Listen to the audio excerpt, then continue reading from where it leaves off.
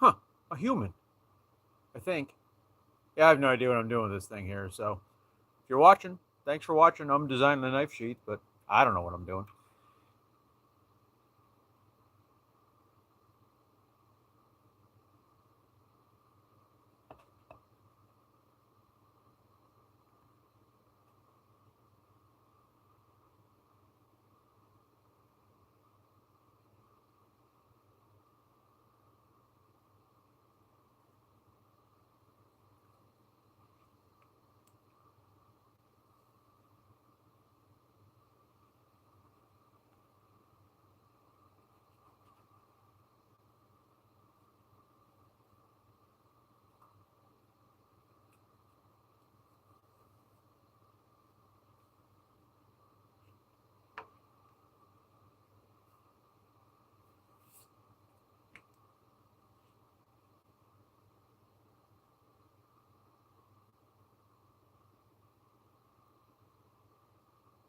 So I'm just going to talk because I don't know if it matters, but basically I draw a center line, move this over. It's kind of fiddly to figure out where this belongs. And then it's a matter of where I want my fingers to hit up here. Usually go with 2.5 fingers, maybe 3. This one has a big loop, so I don't quite need as much. That's about 2 fingers there. So that's functional from that standpoint.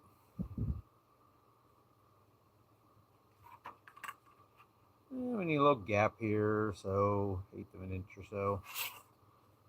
And since that's pretty straight shot, I can just do this.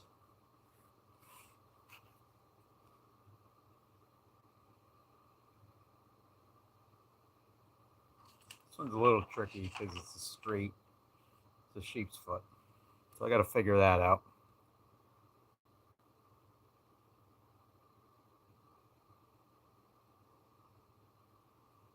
There can't really be 25 humans watching me, right? Is that possible? I've never done this before, so this is all new to me. Well, hi there, Academy 4 Hair Studio. Like I said, I don't know how this live stuff works, so I just thought I'd give it a shot today while I'm designing this sheath.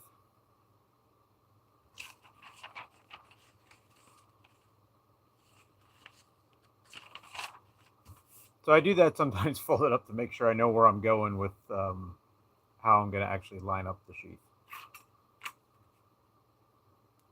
So I need about a 1/2 inch here. That's where our stitch line is going to go in the leather.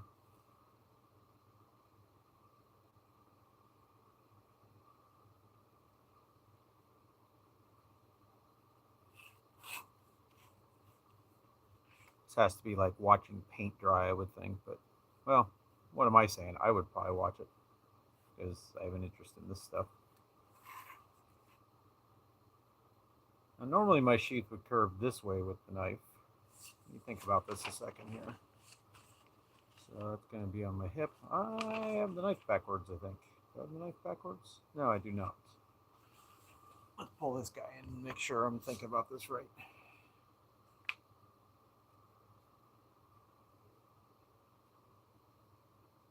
This is one I did yesterday. Fishy. That's some tight tolerance. Are you putting a center piece of leather to stop the knife from hitting the stitches? So Daniel, absolutely. I'm guessing Daniel knows, but I don't know if you can see it on this one, but there's actually a piece right there in this one I did yesterday, and they're called a welt. So yeah, I want a tight tolerance because when I do these, I do it lined usually rather than wet molding, which allows me to do more detail work up here without messing it up when I wet mold. So that keeps it nice and tight so it can't come out. So hopefully you folks can hear me and that made sense. Now back to me figuring out what I'm doing wrong here. Because I feel like I'm doing it wrong, but I may not be. Nope, that's right. All right, so it's been a while since I've made one of these with this kind of curve. Let me get my, I love this, by the way. This is like my favorite thing of all time. All right, maybe not of all time, but it's just a silly circle template, but it's made out of metal, and I love it.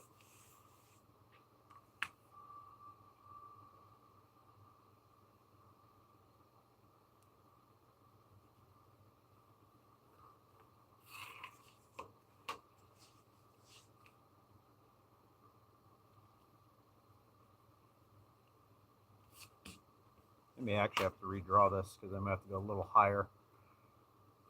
This is definitely a different experience doing it on camera here than my usual.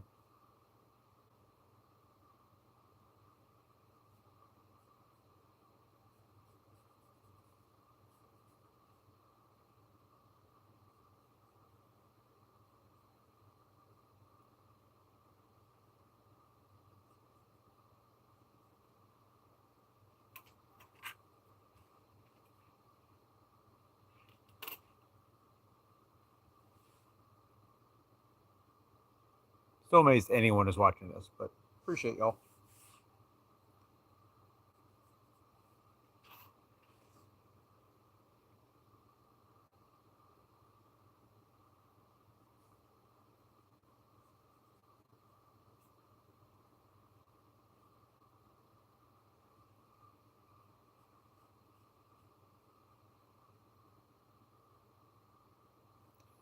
I should just square it off. That might look all right. Be different. Definitely like something I don't normally do, or maybe a little bit of a curve down here. Let's look at that.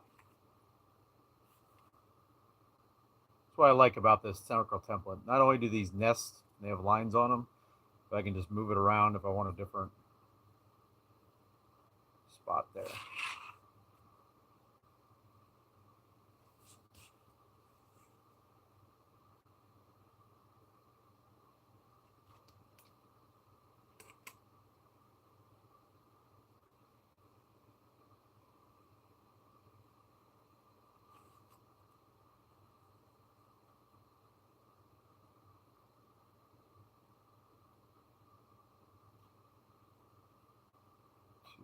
Let's see. 1, 2, 3. You get to about the fourth one down there, roughly.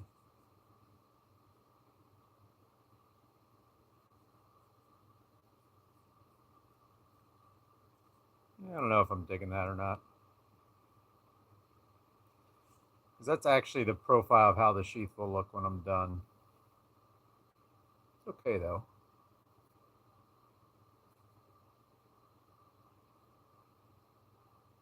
It would be better if I just came to a point.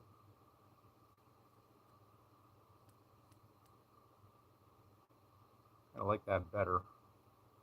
I have to tape a piece on here, see what happens. I think I might do that. Because frankly, I'm being too lazy to redraw at the moment.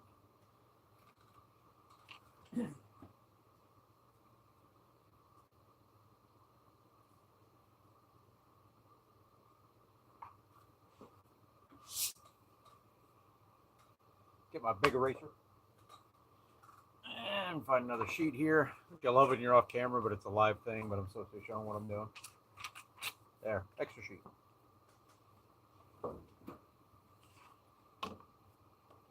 Here, you can all oogle the little knife while I do this.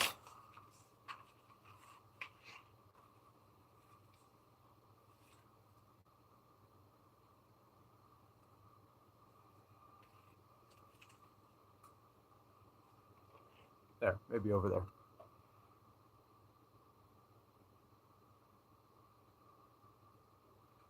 Let's see here.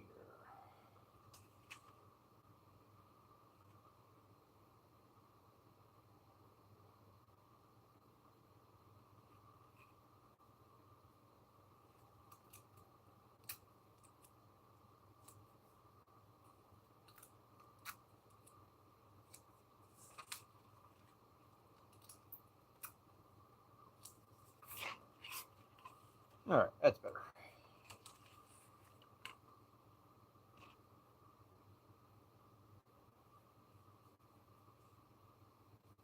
All that for a quarter of an inch.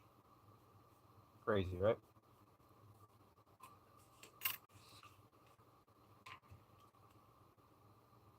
So yeah, I think that'll be okay. It does make this fairly wide coming down here, but you think? Let's see here.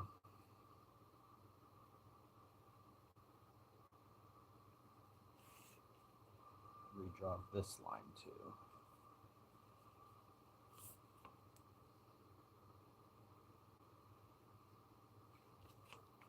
So I kind of go by a ½ inch there. Something I picked up from a video series, but it works very well.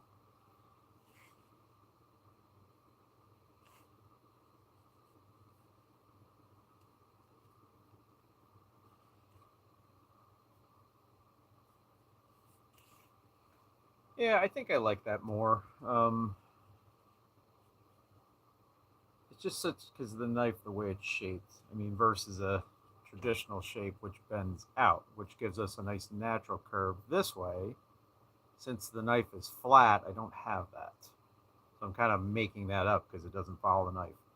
And I like following the knives a lot of times. It's usually what I do is just follow them, the shape of the knife. Well, most times. This is another one that I did yesterday.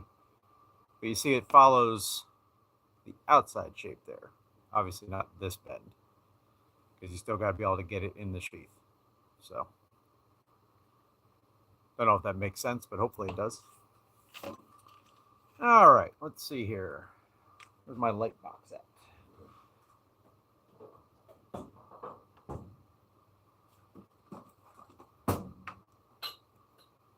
Flipping around, making noise. Finding my light box.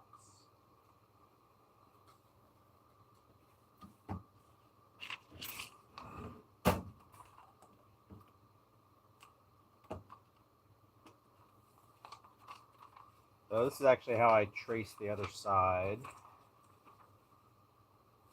I just stick it on the light box and literally trace the lines, which I can't draw, so even tracing can be a little challenge for me, but that's me. Let's see if we can see this here.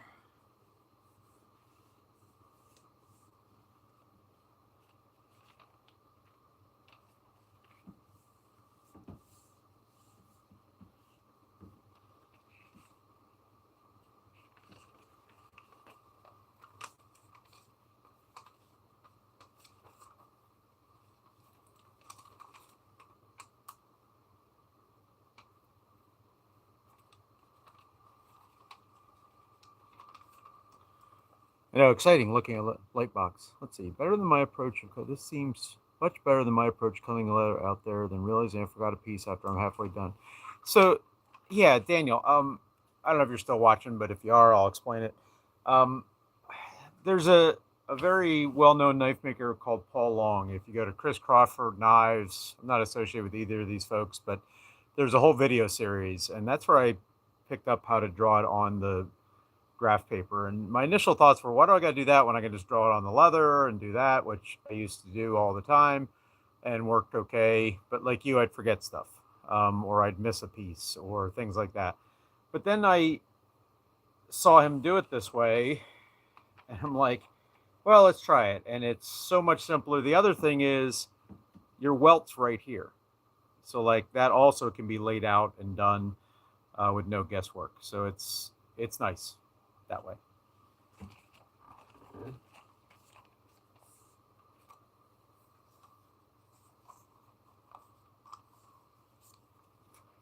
All right, what I'm struggling with here is I'm going through 2 pieces of paper, and I am having trouble seeing that line. So I might have to take the bottom piece off here. Give me a sec. You can all stare at a light box in the meantime, which, you know, is just pure excitement.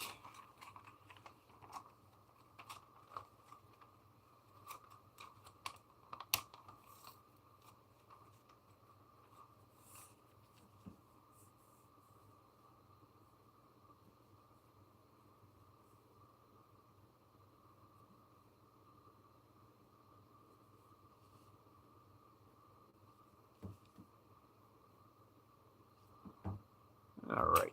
I know you guys probably can't see what I'm doing there, but I can see it, so that's what matters.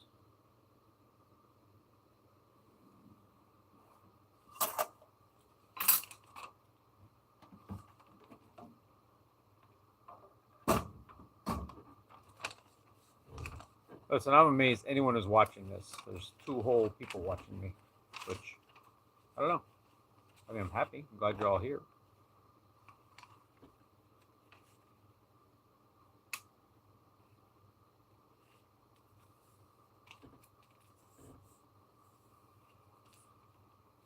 You know what? Helps when you don't forget the other side, which I did.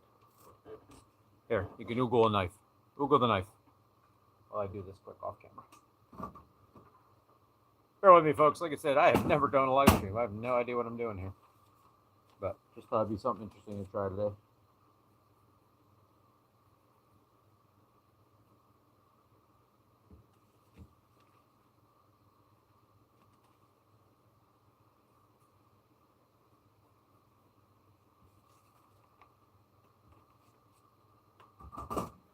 The real question is, do I go with brown or black leather for this one? I think I'm going to go black. Because I have lots of black right now. And I don't have lots of brown, but I'll be getting more shortly. Very shortly.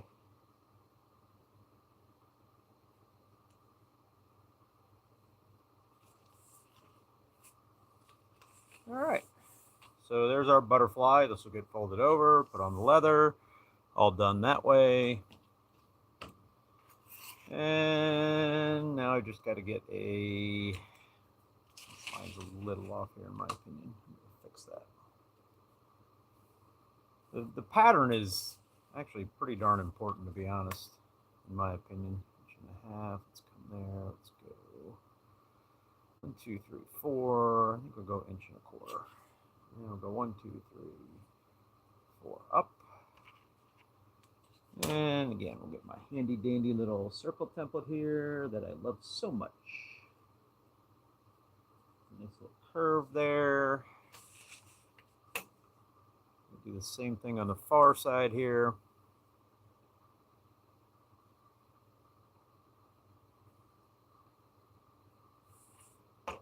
And I like to go about 4.5 inches up. Usually does what I need it to. So that puts us up here. Oh, there we go. 4.5 inches up. Tip this over a little too.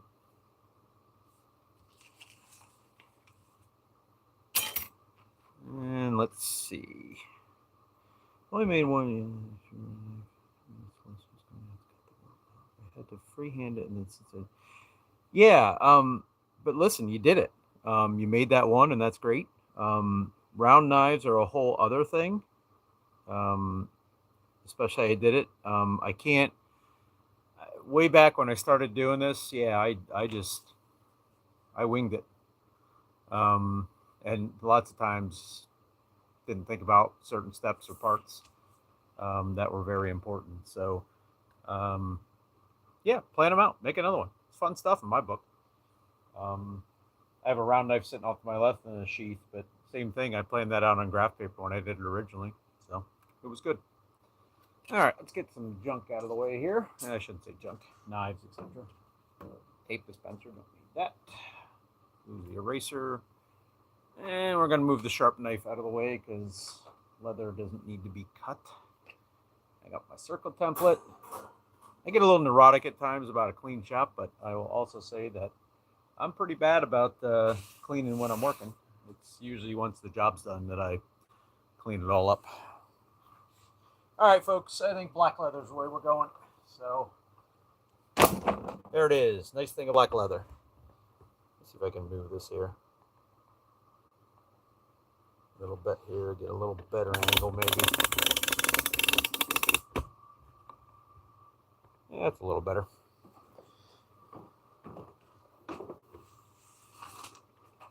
So I used to use whatever leather I could get my hands on that was cheap and seemed functional, but I gave up on that quite a while ago. I'm using Wicked and Craig. This is dyed skirting leather. But you can still tool, you can still wet mold, and so on. You're probably wondering how that pattern's going to get on there, all two of you. But this, I'm actually just going to make points all the way around using a type of awl. So.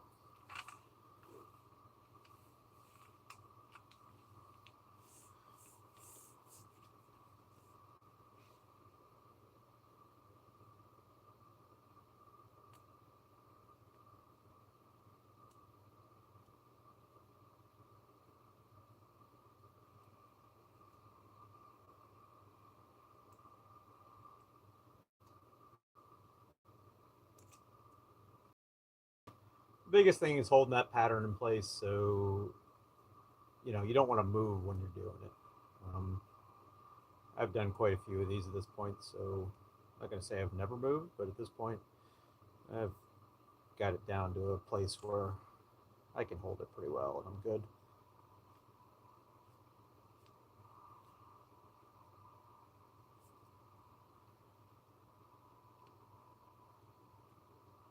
Helps if I follow my lines though, I will say that.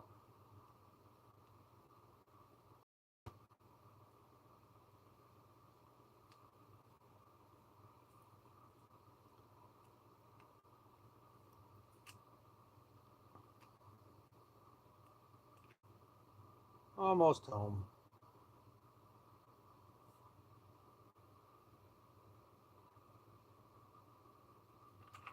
All right, I don't know if you can see that. Maybe you can, but I have dots all the way around it now, so I can see where I need to cut. I just keep the dots fairly close and get up my round knife here and see what I can do. So.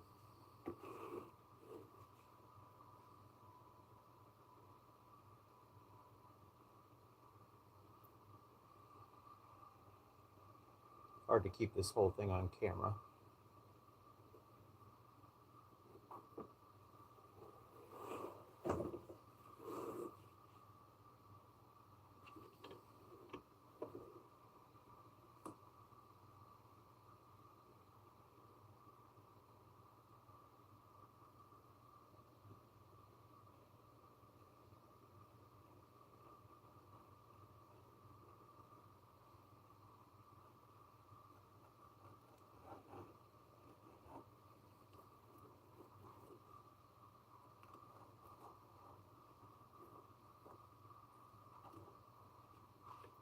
I always find the black leather a little tougher to cut than the brown. I don't know why that is though.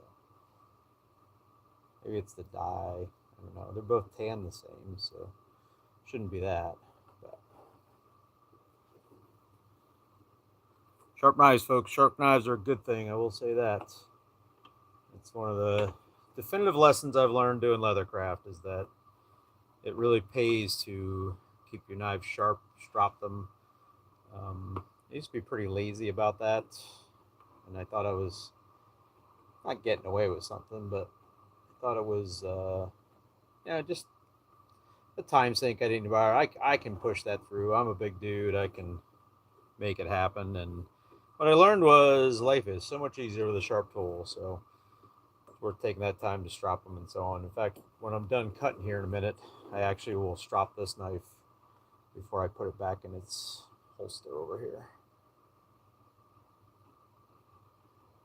I have to tell you, when I first started leather work, I went to a Tandy store. I was chatting with a gentleman, had no idea what I was looking for or doing, and he actually shied me away from one of these knives, which I have to tell you was probably the best thing going at the time, because if I had bought one, tried to use it, it would have been very frustrating. He actually recommended I use a box cutter instead, or some other type of utilitarian knife like that, which worked great, especially doing straight edges at the time, things like that. And to this day, I still do that. But over time, I got one of these. I got used to it. Um, Part of his logic was learning how to sharpen these is a learning curve versus a box cutter. If it gets dull, you just slap on a new one and move on. So, unhappy with that cut there, that curve I just made, but part of that's because I'm working around a camera here, which is okay. Kind of interesting to do this live thing. I'm still amazed that anyone is watching, but I wouldn't think this is the most exciting thing in the world to watch. But like I said, it's the kind of thing I would watch. But I like this stuff. So look at that, almost home, almost home. There it is.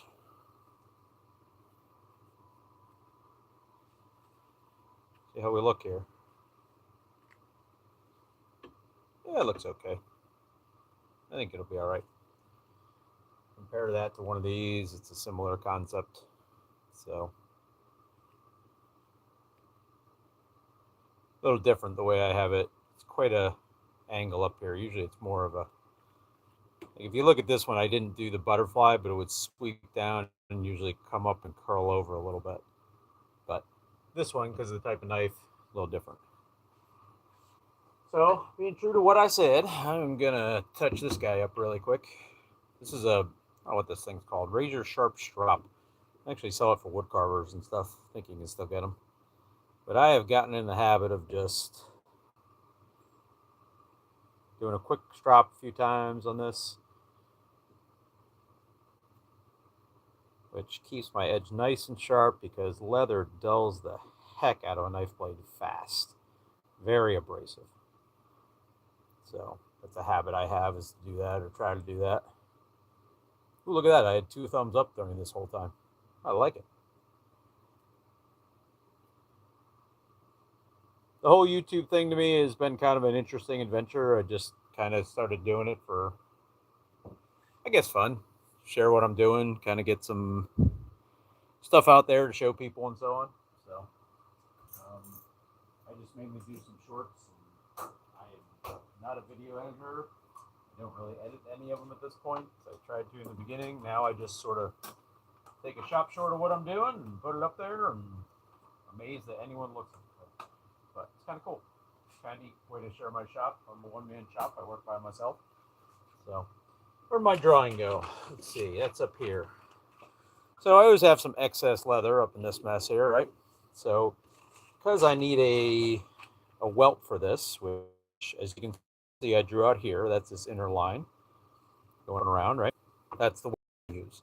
So I just kind of, if I can find a spot where I can get that out of, I will do that. Don't know I've got a spot like that, but I might here. Let's see.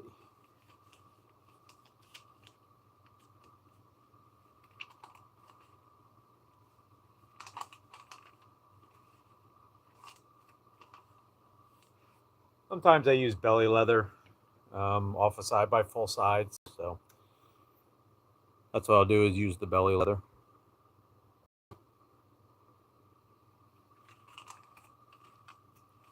All right, I think I'm gonna pretty this sheath up to what I want to do. I don't really know.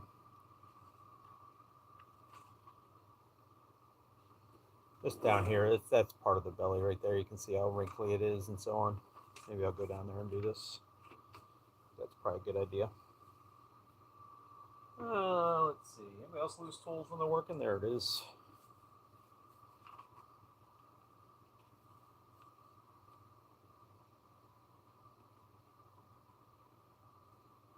So literally the same thing. I am just gonna mark this out.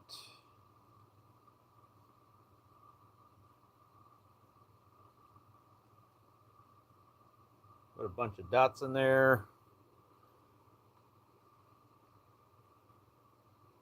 And cut it out. And then I'll have my welt.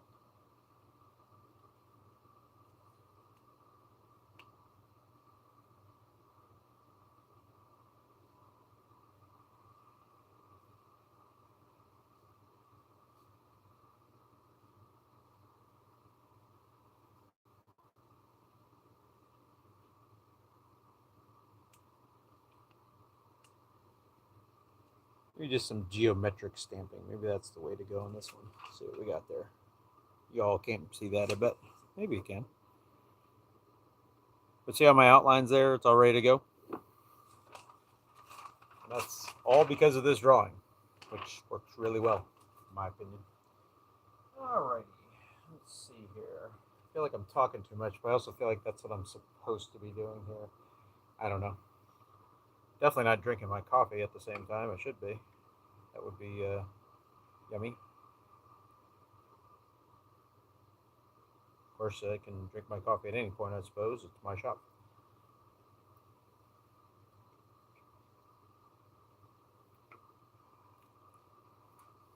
Ooh, 2 people still watching. Wow. All right. Alrighty.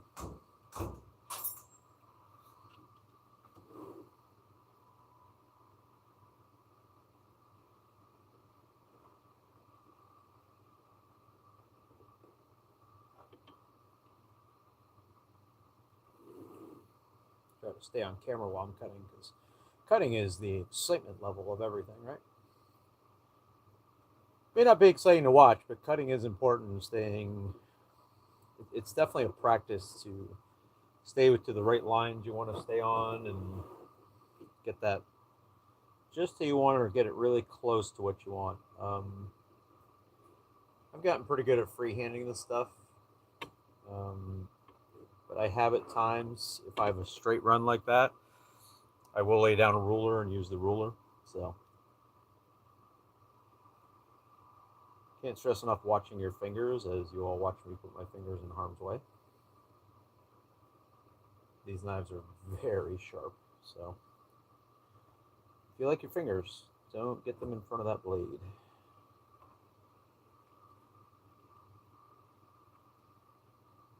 It's one of the benefits of a round knife too, is you can roll it, which is nice, especially on a straightaway like that.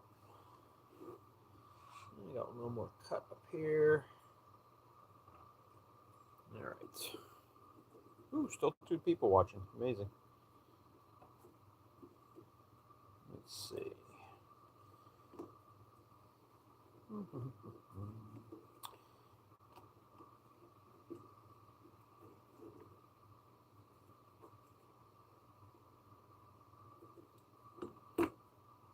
And a welt.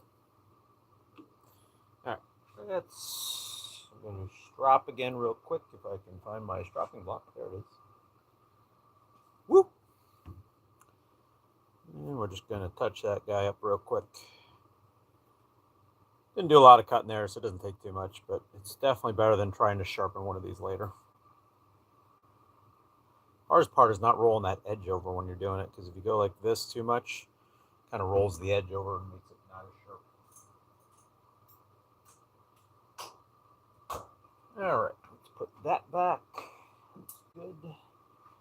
Let's get rid of this big, unsightly roll of black leather. You guys can't see it, but I have a neat storage space up above my cutting area. All right, let's take a look here. Yep, that should work. I don't end up going over like that. This will get bent over here. This needs detail work though. I don't know what we want to do here, but I feel like something needs to be done there for sure. And I'm gonna line this, so that's the thing. Maybe I'll take the camera on a walkabout over to the sewing machine and keep doing the live here. I'm gonna sip coffee for a second though, while I think about that.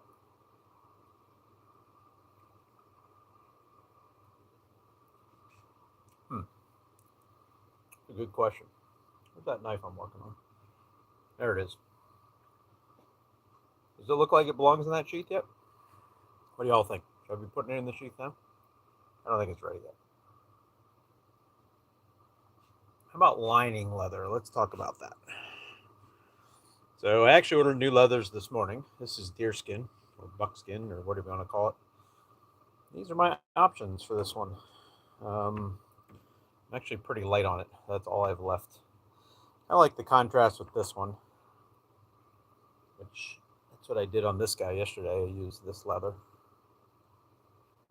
I thought it looks nice. It also lines that back so it looks nice and clean and sharp back there. Again, I have no idea if any of you can hear me or if I'm just talking to myself. So, you know, any of you three watching want to comment down there that you actually can hear me. That would be great. Because, I don't know, I might just be talking to myself in my alone shop here. Of course, you all might not even be listening. You might just be watching. That's possible. I think the red's out on this one. I'm not feeling red, maybe.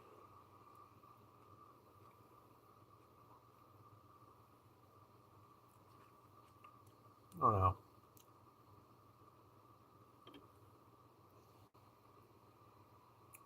It's funny, it looks brown with the fluorescent light that's on that. But that's red. It's actually very red.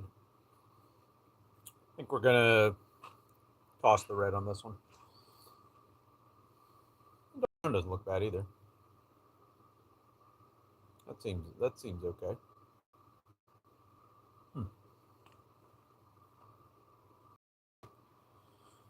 I do like this contrast, so I may just go with that. I think that. Why not? Let's see. Good side to good side. This is important.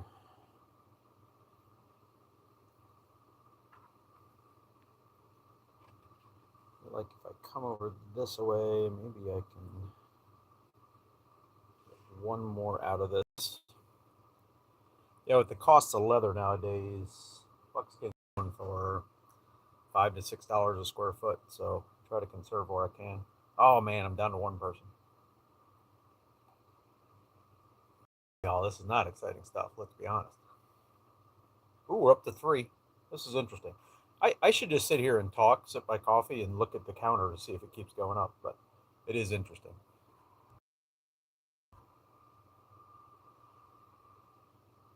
Hey, Daniel, thanks for sticking with me here.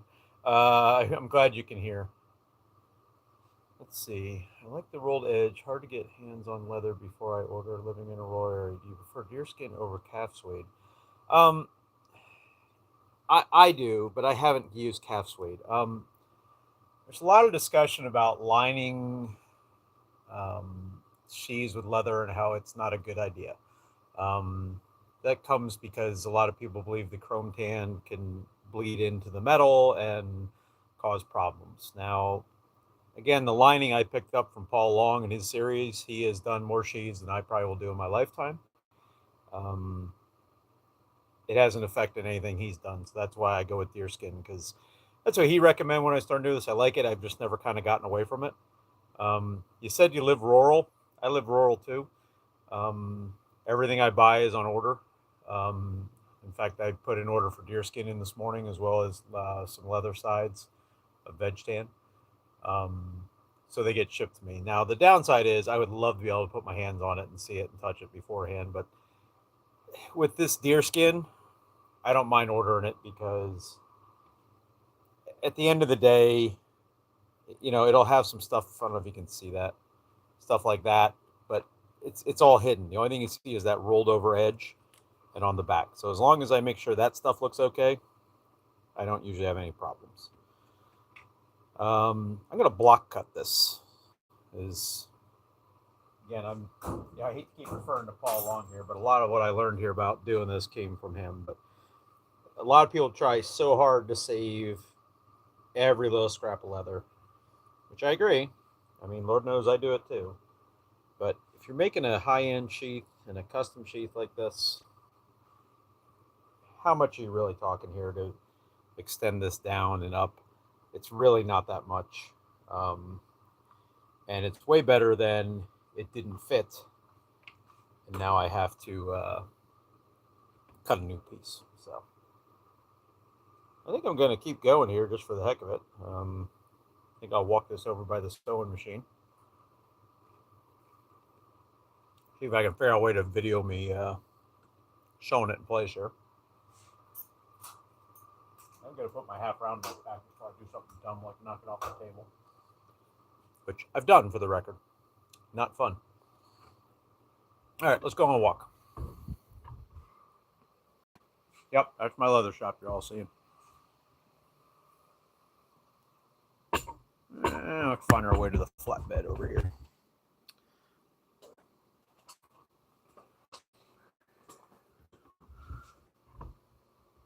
I'm betting the one human I got is Daniel sticking with us. That's cool. Said I really don't know what I'm doing with this stuff, so something I thought I'd try today for the heck of it.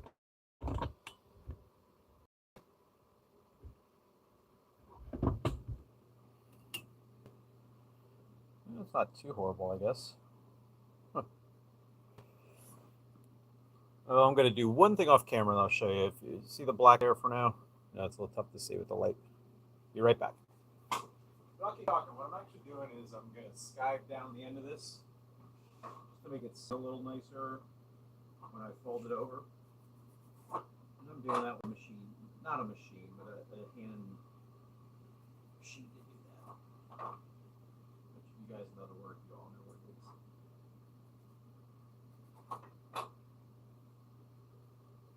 Alright, wandering back towards the sewing machine now. So I taper that down by skiving it. So that's what we did there.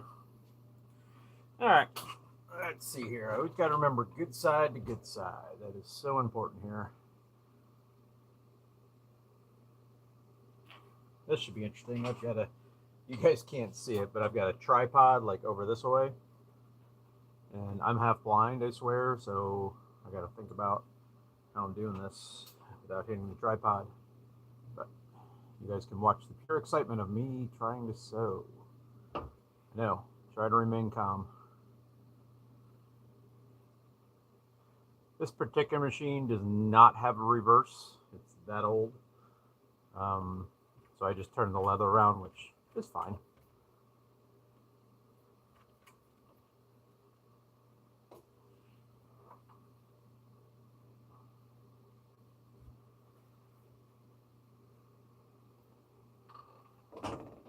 I tell you, being so far away from this makes it different. I'm so used to wearing my magnifiers on my head. I got a optivisor that's on my head. I just get in close and do my thing. But since I'm trying to keep this on camera a little bit for you guys, show what I'm doing. I'm a little further in than I'd like. Usually I keep this outside edge right against it, but that's all right. The rolled edge, it'll be fine.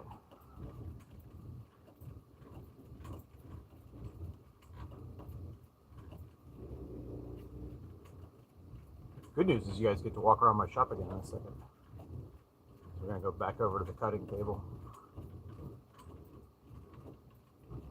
So I don't like to, I am using the power a little bit, but it's a clutch motor, not a servo, so it can get away from me really easy, and I don't like that.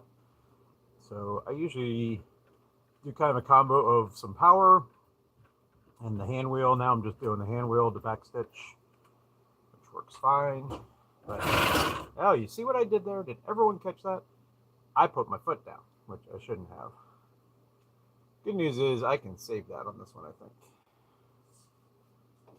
All right. So we're going to take that out. I'm going to fix my mistake there and see what it looks like. If I can't, I'll cut a new piece and resew it. This is what happens live, folks. You get to see the mistakes in real time. That's okay. So, but I'm going to stitch rip out where I just screwed that up, right there. But we're going to walk back over the bench to do that. All right, let's go on a walk. Anybody still watching? Ooh, I got 2 watching. Yeah, look at that. Bet and Daniel's still watching. Okay, going on a shop tour. Look at that, shop tour. Woo. All right, that was not exciting. Okay, got to be honest. When I made that sewing mistake, I think that's the first I've done that. I'm going to blame it on being out of position. I can blame it on being out of position, right? I think that's the thing. All right. Let's see if we're going to have to redo this piece.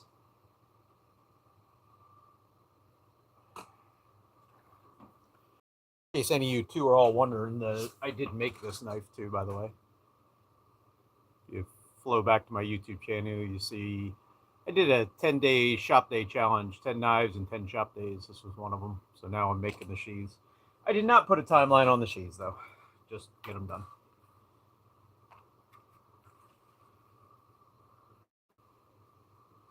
Apologies if you just saw my head sticking there for a second. I don't know.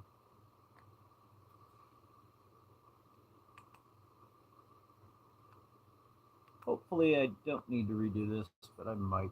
I don't know. We're going to see in a second here.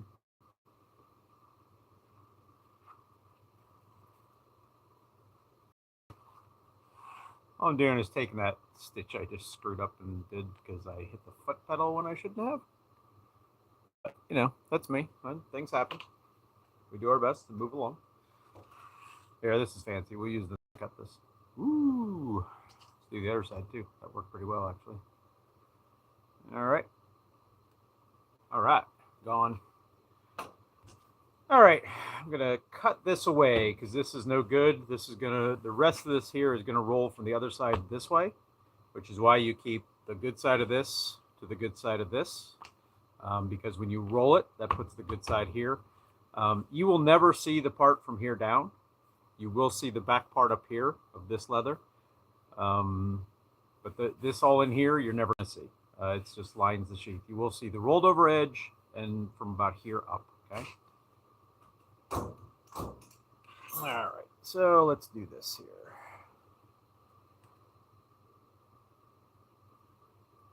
It is so weird not being as close as I normally am to this.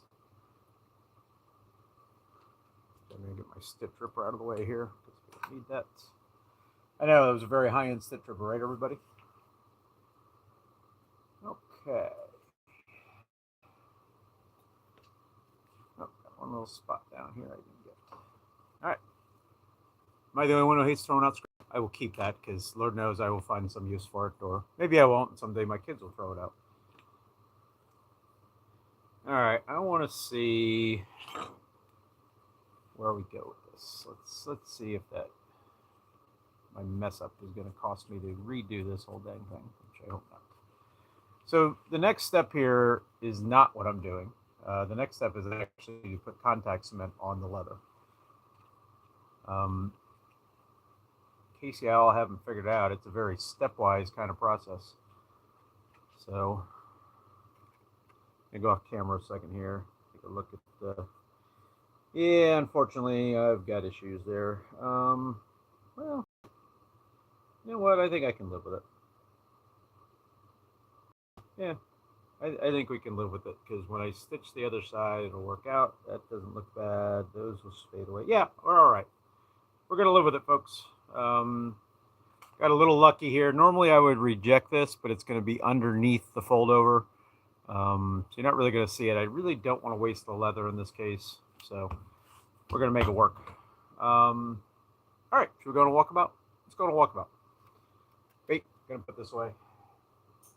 Again, I am definitely afraid of knocking that knife off into my foot or something.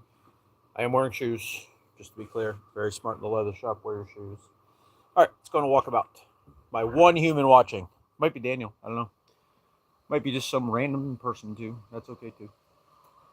All right. The glue bench.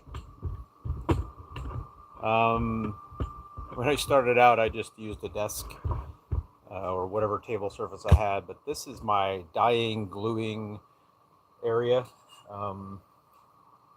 which I love because it keeps the mess in one spot now. So I'm just going to use weldwood for contact cement here. Fine.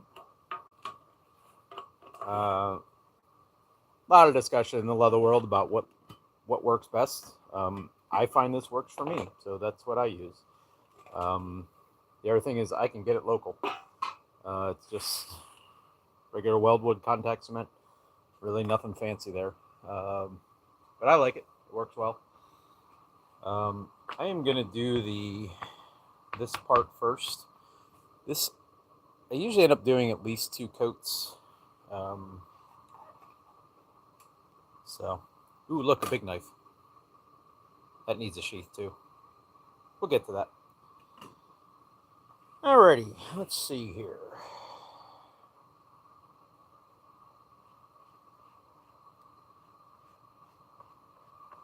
Is this exciting, people? Watching me put contact cement on leather? This can't be exciting. Tell me this is exciting. Very important, you're in a well-ventilated area when you're using this glue. You do not want to be smelling this stuff. Not good for you. So that's my advice.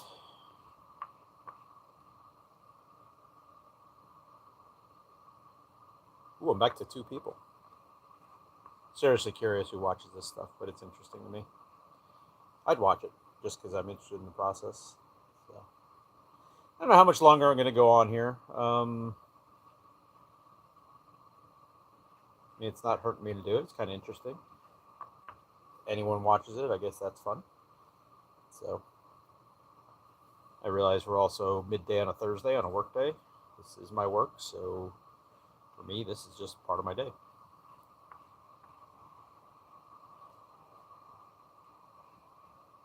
Sometimes I'll put down some paper if I'm doing something particularly messy with glue or whatever, which is nice. Whenever I order the leather, it usually comes with brown paper wrapped around it. That's I found to be very useful to hang on to for that exact reason, which is nice. Same with dyeing. You can probably see there's dye marks on here though, so so far that hasn't been a problem for me. I just put this is I think it's called masonite. There's other names for it. Masonite's the original company that made it. My logic was that I put that over my plywood bench here. If it ever gets too bad, I can easily take that up and put a new one down. But I haven't had to. It's been years now, so that's nice. It's also nice to have a shop where I can do that stuff all set up. Of course, in my dreams, in my dream shop, I have a post and beam structure with natural light all over the place. By no means am I complaining about my basement shop. That works very well, but if we're talking dream shops, that's my dream. I'd love to be in a beautiful space with lots of windows, with the benches right by the windows. So I got lots of natural light to see what I'm doing. So going over this a second time now, just to give it 2 coats. Again, this must be as exciting as watching paint dry to you folks, but we're getting there. We're winning, I promise. And I will probably cheat and speed this process up with the heat gun. I try not to do that because I find it's better if I let it dry on its own first. But in this case, I'd like to get on to the fun stuff. So, all right, now the tricky bit. This might be off camera for you guys. You can look at the weld wood and be excited. I'm just a little off camera. I kind of fold the deer skin off the table a little while I do this part.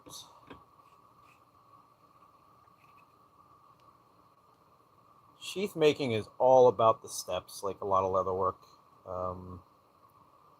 I know way back when I was still learning, it took me a very long time to make a sheath because it was double checking my steps, or figuring it out, or putting it on the leather and then making a mistake and so on. So I'm talking to myself because I think we're down to 0. That's okay.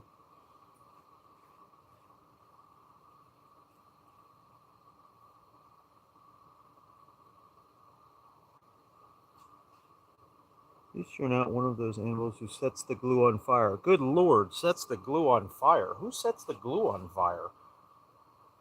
I don't think I've ever set the glue on fire. That's a thing? Oh, wait a minute. Are you talking about the... I've seen a video of that. I think I saw a guy do that. I don't know why he did it.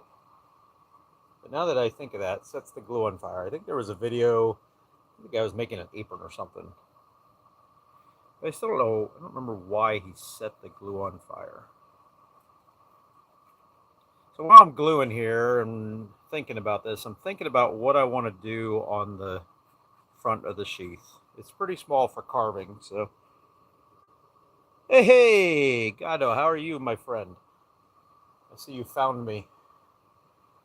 Trying out the live here. There's a human who knows me. It's very exciting. We're watching glue dry together right now. It's all I see on Facebook Shorts. That's crazy, Daniel. I guess I'm not an exciting human when it comes to that stuff.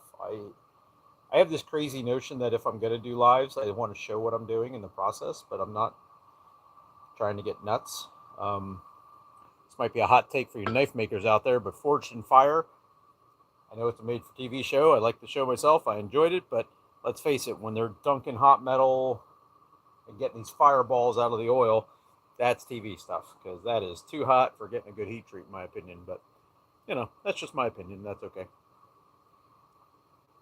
Still got 2 people. I call that a win. All right. Sorry, I'm eating a little late breakfast here, too. I'm using my very expensive fancy heat gun straight from Harbor Freight. Also been with me for years, works very well. I'm gonna speed this process up just a little bit. You get that glue back on there so I don't die in the meantime. All right, God, it's been a long time. I did it years ago on Instagram, and I didn't know you could do it on YouTube till the other day, so I thought I'd try it. So I'm learning about it. I don't really know how it works and everything, but it's something to try. So can't see it well, but I'm just kind of. Normally I would let the contact cement dry on its own, but I'm going to speed up the process here since we're live on camera. Ooh, I'm up to 5 people. Wow. So, I don't know, folks. I'm thinking geometric stamping maybe, or something like that, or maybe a basket weave and an arrow pattern for that front. I have a bad habit of getting way too fancy with stuff. And I'm going to try not to get way too fancy with stuff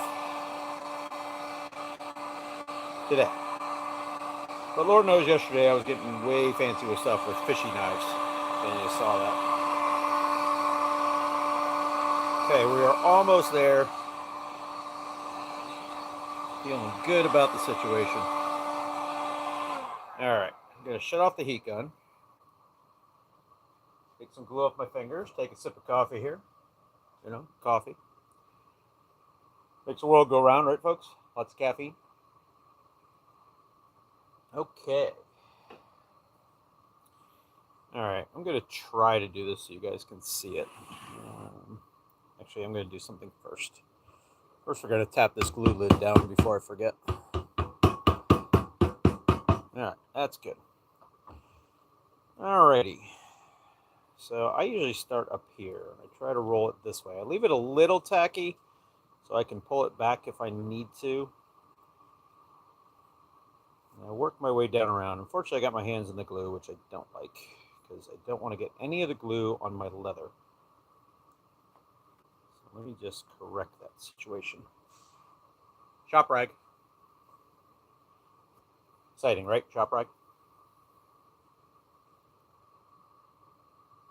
Alright, so I'm going to take a quick peek on this side to see what we're dealing with. Looking pretty good. I always get a little fatter there, which I don't like. So we're going to fix that right now. That's better. Again, I'm trying to keep the glue off my hands. I don't care so much about the inside part of the leather where I might get glue, but anywhere it's going to show, I don't want that glue on there. So the thing about the deer skin that I like is that it is stretchy. And you need some stretch. See how I'm stretching that out down there? Get that where we want to be. All right. Exciting stuff, right? Look at that. I'm just going to leave all this excess on there. That sound good, folks?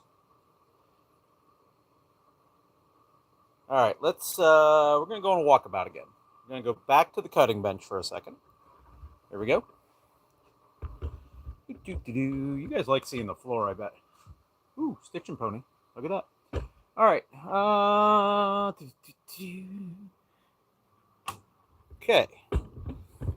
So now that I got this glued down, sometimes I will tap it down nice with a hammer, which I will do in a second, but I'm going to cut this off. It's good enough. Because that excess, obviously, we don't need. Remember I said about block cutting this? This is why. See how close I was there? Trying to make sure that I'm got that correct and right. So I'd rather have a little more there than not. Oh, let me show you one thing you can do here. This is a trick that works very well. You take a hole punch. I don't know if I can get this up in there. Let me cut a little bit of it out there. So sometimes I go to their bench and just use a whole regular hole punch, but you get that up in there like that and just cut a hole. I don't know if y'all can see that hole that's in there. That gives you a spot to cut to. So that hole's there now, and I can just cut down the edge each direction, keep my fingers out of the way. Can't stress how important that is. See how nice and easy that came out of there? That's a tip I picked up somewhere, probably watching YouTube or whatever.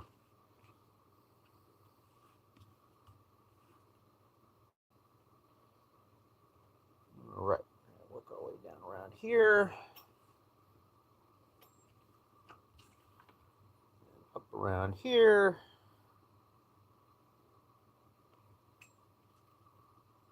Seems like there's always one little spot I miss.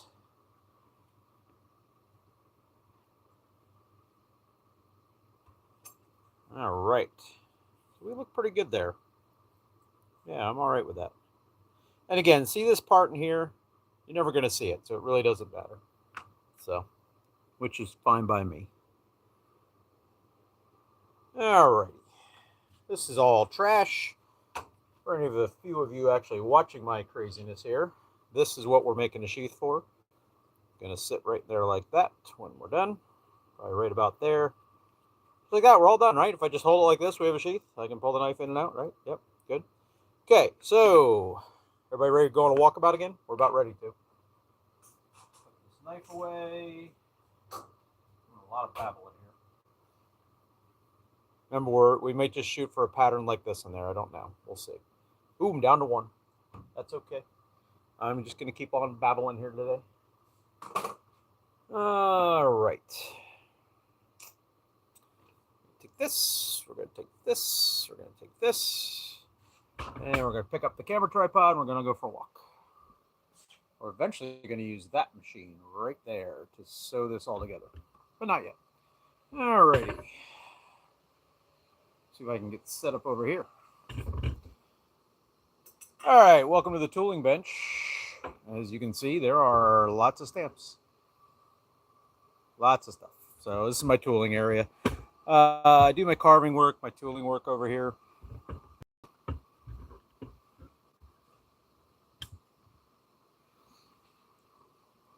Let's see here. I'm going to lower this down a little bit. Get situated here. Turn some lights on. Holy geez, I've been at this for an hour. Wow, okay. One human watching. That's all right. All right, I did get one little spot of glue on there. That's okay, it'll rub right off. I am really bad about remembering to do this edge here. So I may do that right now just to get it done. Because the easiest time to do that is when you have the sheath like this. So you can burnish that whole edge and get it done. So I'm going to use this guy. We're going to just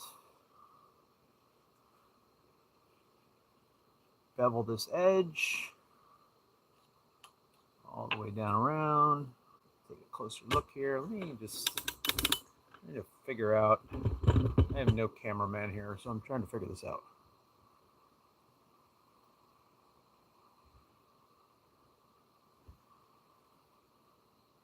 Okay.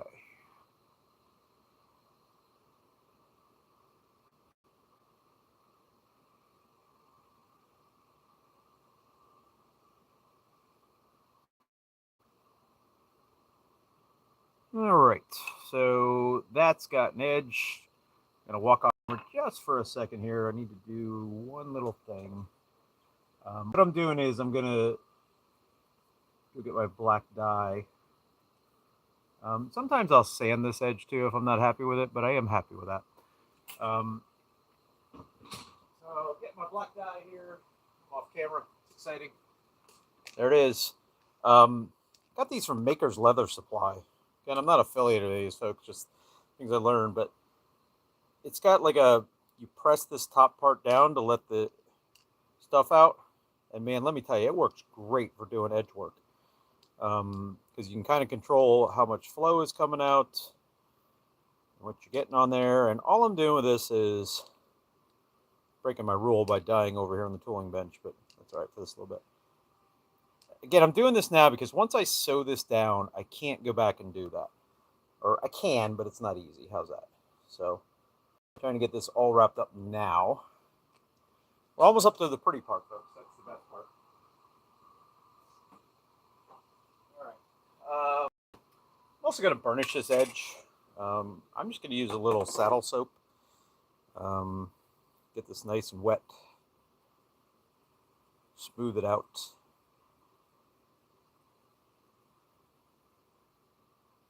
I'm also very bad about forgetting to put my maker stamp on the back before I do the final sewing, because that's almost impossible to put it on after the fact. So I'm going to try to remember that as I do this today.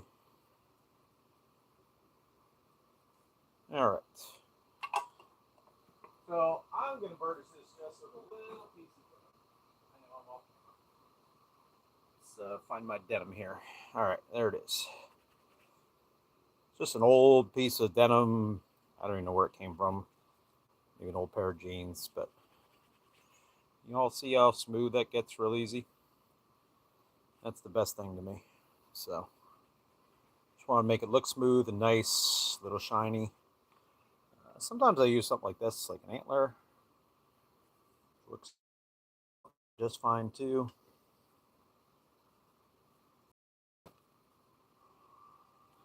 This dark spot in here, that's from the saddle soap. That'll go away once we put some finish on it and so on. Sometimes I have one of these guys laying around. I'll do too. Got a little groove in it. You can buy those at the leather houses, Tandy, different leather shops, whatever. I forget what they're called. I think they're just called burnishers. But really just need something hard. But honestly, a rag, a piece of denim works well.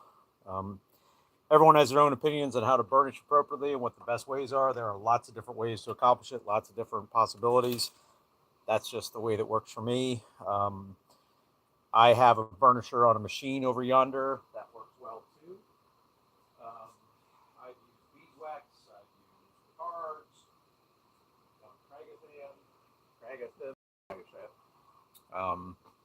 some people use Tokonol, never tried that, but that's a possibility too. All right, so leather workers make gas with this, but I'm just going to use a spray bottle to wet my leather down over here where I'm going to do some prettying up. So obviously I'm off camera doing this because I don't really want the water on my bench. I don't mind a little bit on the concrete floor. That's okay. You can see that water soaking right into that leather right now. I'm pretty happy with my cut line here. It's pretty uniform. If it was not, I would probably just sand it a little bit, but I am content with it. So because of that, what I tend to do is, if any of you are still watching from when I started way back, we leave about a ½ inch margin, right? So that's our welt size. There's our welt again. So because of that, I'm going to take a wing divider here and just follow that line up. I'm going to do the same thing on this side. Just follow that down, right? And I'm just going to kind of guesstimate. Sometimes I use a ruler for this. What do we got there? Let's see. I'm going to sit. You guys can't even tell I'm standing. Let's see. I got about 10, 20, 27. Oh, there's my head's in there. So I'm just going to use the ruler to give myself a nice concept of where I want to be here. I'm going to draw a line up from it. Follow our way up there. That'll work out very well.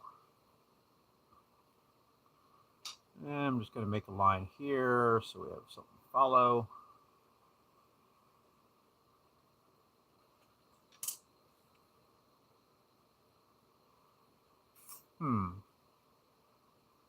Yeah, that's actually a little higher than I want to be, I think. I'm going to move that down just a little bit. I'm sorry, I'm off camera, folks. I'm going to move that down just a little bit here. So I guess I should look see if any of you have commented lately. Nope. Okay, so I'm safe there. Feel free if you got a question, shoot it in there. I'll do what I can to answer it. I do have to walk back over to this sewing machine here in a second. So one of the things I'm going to do, and I don't know if I'm going to walk the thing over there, but I'll talk to you guys. I need to sew this edge because while we glued this, and that'll hold to some extent, I want it sewed down as well. And usually I'll run a stitch line all the way around just to make it look nice. So I think I'm going to wander over and do that quick. What can I give you guys of interest to stare at? Here, you can stare at the knife again. Or a ruler? I don't know. I'll keep talking. All right, I'm going to wander across shop. I'm not taking you guys on a walkabout this time just because it'll be quicker if I don't. I am walking over to the flatbed stinger I have. Works very well for this. I am, in this case, just using black thread, which is my habit. We're going to sew this around. I'll show it to the camera in a second here once I'm done. We want to make sure it looks just right. Bear with me, folks. I can't hear the sewing machine, but I can. It is running. I am not going to mess this up again this time, hopefully. Definitely not roll. So here we go. Cross your fingers, break them, whatever you want to do. Oh, about a quarter of the way, people. It's good. Come up the curve. Ooh, he's making the curve very nice here. I feel like a wrist harness or something. I don't know. Coming into the straightaway. We can gain a little speed if we want. We don't want to get out of control like we did before. Oh, definitely making up some time here. We're not actually racing anymore. Alright, hairpin turn here to get around. That's a tough one. We made it. We're working our way around the curve again. Coming into the final straightaway, and I'm going to be back on camera with hopefully a similar stream what I'm currently doing for you guys. Alright, coming down the straight now. Pretty good. One little curvature left and a back stitch, and we will call it done. We'll run right back to the camera, I promise. This has got to be boring as all sin, folks. Alright, back stitch time. We usually do, I don't know, 3, 4. Kind of really all sealed down, you never know anyway. Okay, I'm coming back. Turn off the sewing machine, I'll turn off the light. Did not make any bad mistakes. Obviously, I'm snipping the thread for over there. All right. Did anybody stay with me? Yeah, two of you. Crazy. All right. So there it is. We sewed right around this. Obviously, you'll be able to see here. You can see most of that you'll never see. But the main reason is on this back, it keeps that stitch down nice. This gives it a nice uniform line. You don't need it on this side because it's stitched underneath here. But that's why I do both sides there. So, all right. Let's see here. I'm trying to figure out how I can get this camera angle better. I gotta think about that. Maybe if I had a smaller tripod that actually set on the table. I'm using like a full camera tripod here, which is a lot. Okay. All right, since we have a knife handy, we're going to do it with this. And we got one over here. Should never cut toward yourself, Ross. All right. On this side. Yep. We got one more up here. And we're done. The one thing with sewing machines, you will get some markings. It really doesn't matter on this leather. You see it here, the presser foot was really tight there. I'm really surprised. But part of why that really made such an impression there is the leather is wet. Because remember, I wetted it down. So I'm just going to use this and kind of smooth it a little bit. Because I'm not in love with that much of an impression there. So got that all smooth. So now I'm down to what kind of artwork, if you will, as they say artwork, what kind of stamping should I do here? This is always dealer's choice, so to speak. Whatever the person wants to do. 1 second here while I redraw my lines in. Now we got our lines in there, so we know what we're doing with that stuff. And the first thing I'm going to do while I think about where I'm going with this, I'm going to take my swivel knife and I'm going to throw stuff across the shop at the same time. These are the same thing about keeping sharp. I tend to strop these real quick. I just have some compound on a piece of leather on a board. Again, you want to watch you don't do too much of this because it rolls it over and then it's not sharp. But I'm going to just cut these lines we put in there. Sorry, it's a we now because you're all watching. So, oh, I'm probably off camera right now because I moved, but don't get old, people. Don't get old. I don't consider myself super old, but my eyesight is not what it was 20 years ago. So I'm making this swivel knife cut because of the border. Okay, so that's all cut in now. And the swivel knife is what you would use to do carving work and things like that. There is not a lot of real estate here to do carving work. I've got about, what is that? It's about an inch and a quarter, maybe. Actually, inch and a 16th by maybe 4-ish. Yeah, 4 1/4 or so. So not a lot of real estate to carve something in there, which is why I'm leaning towards some form of stamping. I hate to be boring and just do a basket weave, but I'm kind of leaning that way. I got to be honest. I mean, let's tip this up here, show the two humans who are watching here. I mean, I have all of these stamps to choose from. There's a lot of geometrics in here, or the type that will work. I kind of like that one. Maybe we'll try that one on there. Not a lot for it to develop there, though. I don't know. I do shy away from just, like this is a deer head or a leaf. I think we can do better than that. So definitely going to try to do better than that. But a lot of stamps to choose from. A lot of these are for doing the figure carving and, Sheridan style carving or any kind of carving work. I want to be very clear that anybody watching this, if you want to get into leatherwork, you do not need that many stamps. That's a process of years of me collecting stuff or buying a lot off of eBay and having way more than I need.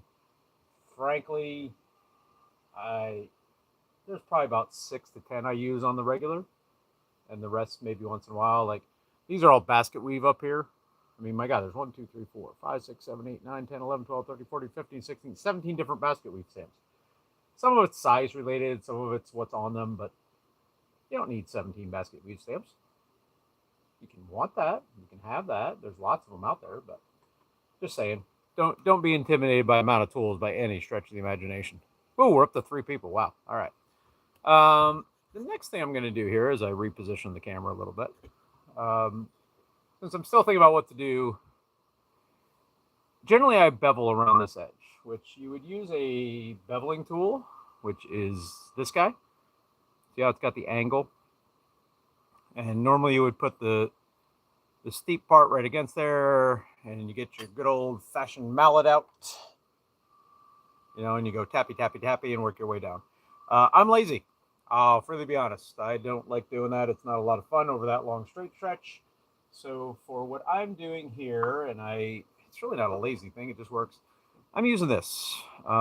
It's plastic. It goes in the end of a swivel knife. It's a type of beveler. You can see it's angled. I also use, this is called a push beveler. Same kind of concept. You put it down like this and push up. But I like doing this. And for this particular application, it works very well in my opinion. It does not work as well trying to, if you're carving work and working around a, say if you're carving a bear or a deer or doing Sheridan carving, it doesn't work for that. Then I will use the other bevelers. But see how that just bevels that out real nice and easy? So you just got to make sure you stay inside your cut line, which I got to tell you is a little tough on the camera. That's okay. And then I have a habit of turning it. Again, you kind of find your own way here, but can everybody see this? Am I on camera? I am on camera. Ooh, down to 1 human. I wonder who the human is. We go like this.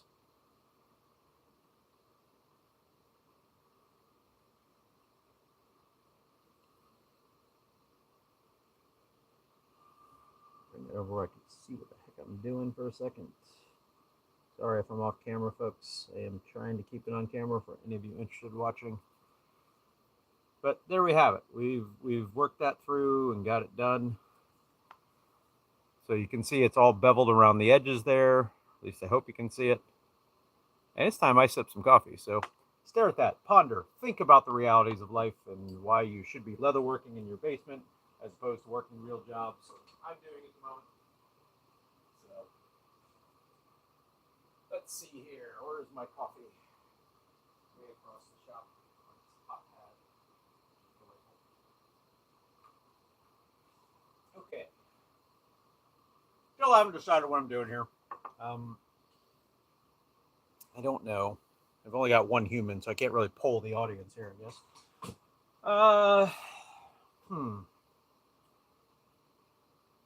I'm going to take a quick piece of scrap leather. I try to keep some scrap leather nearby so I can practice, try some things, see what it looks like. All right. Sip my coffee. And try to organize some junk that's around me at the moment.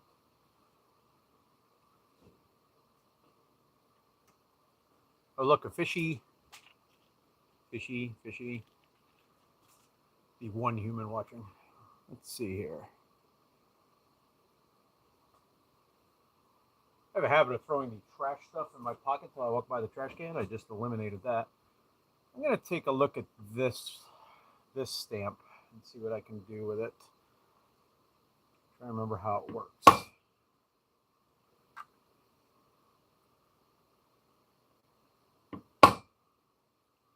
Notice how I try to give one solid hit. Because if you give more than one, sometimes you end up doing something called shadowing, which, trust me, do not want to do. These geometrics it's so easy to get off. Off the lines, and then it doesn't look right. But you want to try to stay within. You guys can see that. Let me see how wide that makes that. So that puts me at 3/4, which means I'm not going to quite fill that gap, I don't think. Let me try to get back on camera here for you. The tricky part is it's never going to line up exactly to the dimensions you have. At least I can never get it to do that. How's that? So you got to kind of, when you get out towards this edge, if it's over your line, you don't want to stamp outside your line. You're going to want to tip a little bit, but that's tricky too. It's really easy to hit it too hard or things like that. But let's see what this looks like. All right, so there's the pattern that stamp makes. It's busy looking, but I like it. I like what's going on there. Two humans, if you got a comment, go ahead. Tell me if you like that or not. I don't know. But let's see. I've got that at about 1.5 inches. So yeah, it's pretty close. I don't mind that. I think I might go for that. I think that's what we're going to do. We're just going to work that all the way down this. I just want some pretty on there. You know what I mean? But first, sip of coffee.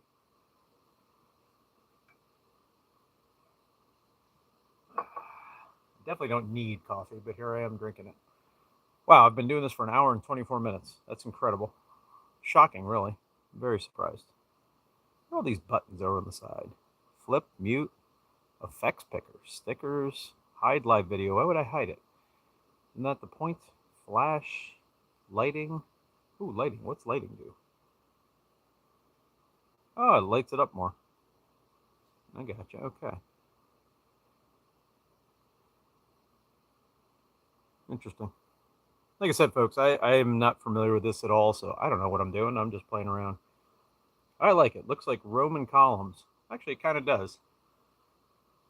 Well, Daniel, since you're voting and I'm voting, we're doing that. There's the stamp, as you can, it helps you see it there. So these are nice stamps. I like them. The name of the company is escaping me. I want to say they're in like Romania or Bulgaria. They're pretty popular. They're pretty out there.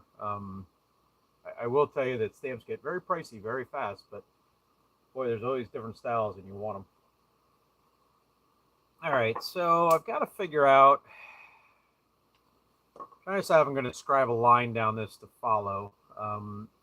Obviously, we want to keep that relatively centered with this center one.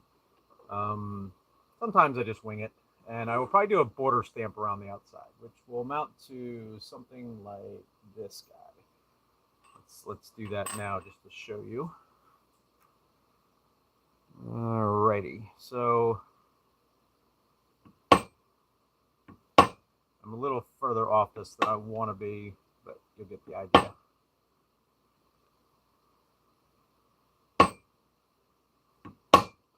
And I'll be honest, I'm not really watching this close. I'm just kind of winging it. Again, because of the camera, a little further back than I want to be, but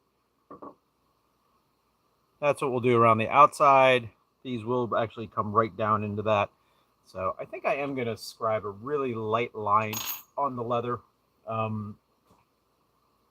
just so I can see what I'm dealing with. So it's relatively centered. What do we got there? We got 10, 20, 25, 26, 27, half of 27. That gives us 13.5. I'm using millimeters just because I feel like it. This is not super critical, by the way.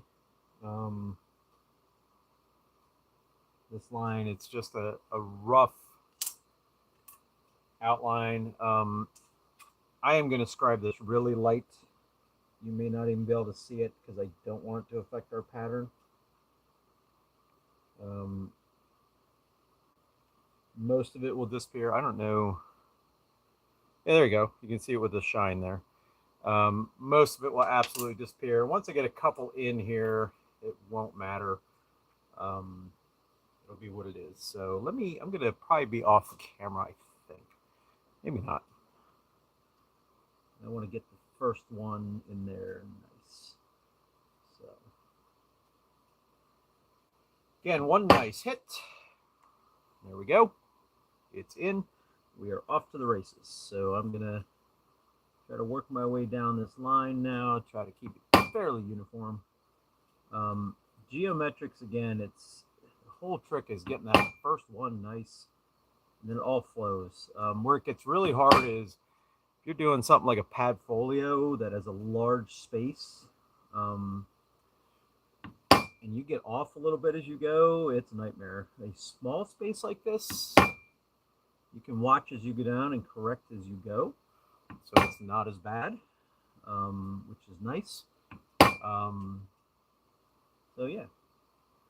You'll also notice as we get down towards the point here, that's going to cause us some heartache, because we got to kind of figure out, see that bottom there and that down in here? Like, I can't get a full one in there. I'm over the line. So I'm going to kind of just tip up and in a little bit. I know I said about not hitting it too much, but I'm just going to kind of work my way there. But I can see where I'm going there. So I'm pretty good there. I'm going to work down this side next, which again is very close to where we are on our edge. Now, you noticed I hit twice there, and that was with intent, but I could feel I did not move. So I was comfortable giving it a second hit. I find myself turning the leather a lot to make sure I can see where I want to be. That way I'm not getting off. That's important. Obviously, it's a little trickier because I'm on camera with you all. So normally I've got my head like right down in here like that. But obviously, watching it out here where I am, it's a little different. So, all right, let's see here. And it's definitely a tight. I think it's going to look all right when we're all said and done here. You can see I'm overlapping just a little, which is not spectacular, but it's okay. Good news is we are almost done with that side. Going to move to the other side here. side's pretty, actually, yeah, it actually might work out pretty well. So again, I'm going to position myself so I can see, in this case, let's see how well this shows up on camera, I don't know. I'm making sure that this is lined up and this is lined up with the stamp. If you look at it, because of the curvatures, here and here is what I'm looking at as I work down. And I'm also keeping an eye that it's not going too far down, like I don't want to shift down. So important with those geometrics, just get those right, but once you have a feel for it, it goes pretty quick. I do mess them up occasionally, which is very frustrating, but what you don't want to do is have to remake an entire sheath at this point. That would suck, right? But we're working our way through this. We're okay. So I have some geometrics that, while I keep them in my collection, I will probably never touch again because they're very frustrating. I just can't seem to get the knack for them, so I don't bother with them anymore. But I have others that I'm really good with that I've read others are very frustrated by, so it's all kind of a process. So, all right, so I am going to put this back in its home, which is right there, I believe. See my numbers. Yeah, I'm a little neurotic about that, let's be honest. Okay, so that's back in its home. Now, where did I do my border stamp? There's my border stamp. So again, border stamp, all two of you watching here. That's what I'm going to use, and I'm going to work my way around the whole border. So you don't have to do a border stamp, I guess, but to me, it fills this in, it locks it down nice, and makes it look good, in my opinion. So I am going to work my way around it.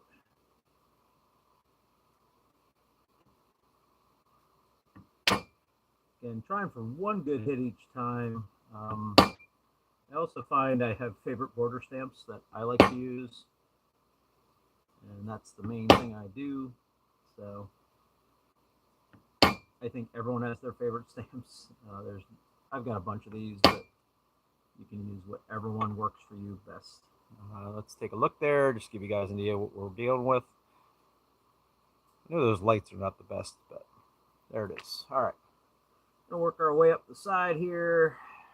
I cannot see the camera, so I don't know what you guys are seeing. Hopefully you can see something, but you probably see my big fat hand instead of mallet. So that's okay.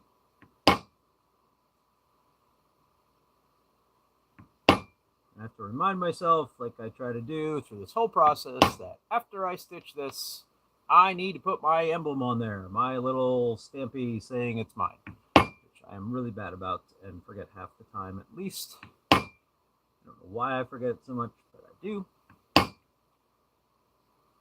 One habit I have with these, because it's on a bevel, I tend to tip these a little bit because I think I get a nicer impression because I beveled it down. That's just something I do. I don't think I was ever taught that anywhere. Of course, in fairness, and I want to be very clear about this next part to any of you listening, is try stuff, do things. There is so many ways to learn now. I have never taken a formal class. I may at some point, I would like to, but I don't like the term self-taught necessarily, but YouTube University, thank God all the people out there that put up videos. I've watched a lot of YouTube.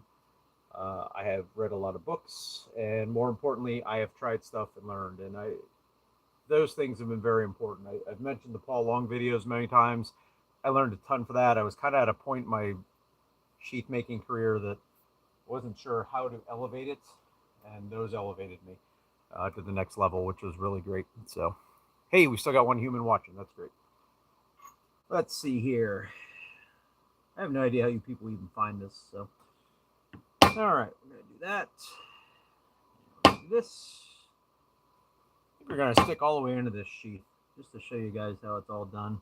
If anybody's that bored and wants to follow me all the way to the end. But believe it or not, we are coming in the home stretches here.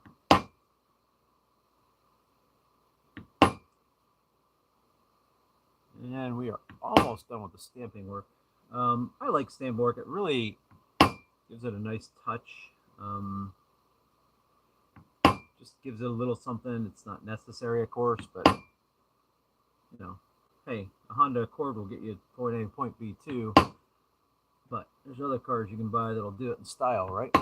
so might as well go in style. Did you see that mess up I just did there, folks? I clipped the edge. And the first thing I do, though, is I look at the impression. And it actually is, it's the last one down here. It looks fine. So I'm just going to let that be. If it's not, I can go back and re-hit it. But I don't need to in this case. All right, so there we have it. That glare from that light is terrible. But there's our stitching. We're done with that. I've got a little bit of overlap from the stamp there that I'm not fond of. Sometimes what I'll do, and it's tricky, but I'll take a modeling spoon, something like this, and just kind of smooth that out a little bit so you don't see it. So I try really hard not to get those overlays because they are a little hard to make disappear sometimes. But in this case, thankfully I didn't hit them too hard, so we seem pretty good. I'm starting to find that modeling, I really like doing carving work with the modeling spoons and things. I can get some textures that I otherwise don't get with just the stamps. There's such a learning process of all of this leather work. You probably can't see what I'm doing, but I'm just kind of smoothing that out a little bit. It's the kind of thing that most people would never even see. Also, my mistake. I don't know if you can all see this. Let's see if I can get it on there. There's my mistake again, right? So, like, you can barely see that I punctured that now. I smoothed it out a little bit. I don't like mistakes like that, but I hate wasting leather. If the mistake was drastic enough, I absolutely would have remade it because I charge top dollar with good reason for the workmanship and the quality that goes into this. So I want good quality, but in this case, I can live with that, and I don't think anyone's going to notice. Well, you leather workers might, but the rest of us won't. All right. So that's the pretty part is now done. We are working in the home stretch here for those of you who are still watching. I'm going to put my mallet up here where it goes. Put my stamp back where it belongs. Put that over yonder. For those of you watching who just tuned in, there's the knife that this is going in. There is the welt that's going to go in there. And we are down to, here's what has to happen. So this is going to have to get sewn on there. But before I do that, I'm going to skive these edges. I want to get rid of this leather, just, that ½ inch in. So we're going to go on a little walkabout here in a second with the camera and do that. We're going to skive that away. So when we go to put this in there, it sits nice and flat and uniform, okay? I'm also going to skive this on the end so that sits flat with the fold over. We want that to be right too. So this knife I made is like a little, I guess a 3-finger, if you will. So I guess it'd be good for carving something, or you can hold it like this, of course, which works too. It's just a fun little thing. Something different to try on my little 10-day knife challenge. So, all right, anybody speaking in there? Nope, nobody else spoke. Okay, let's sip some coffee, and then we're going to go on a walkabout, people. Okay, cold coffee, that's the worst. It is the worst, people. Back on the hot plate view.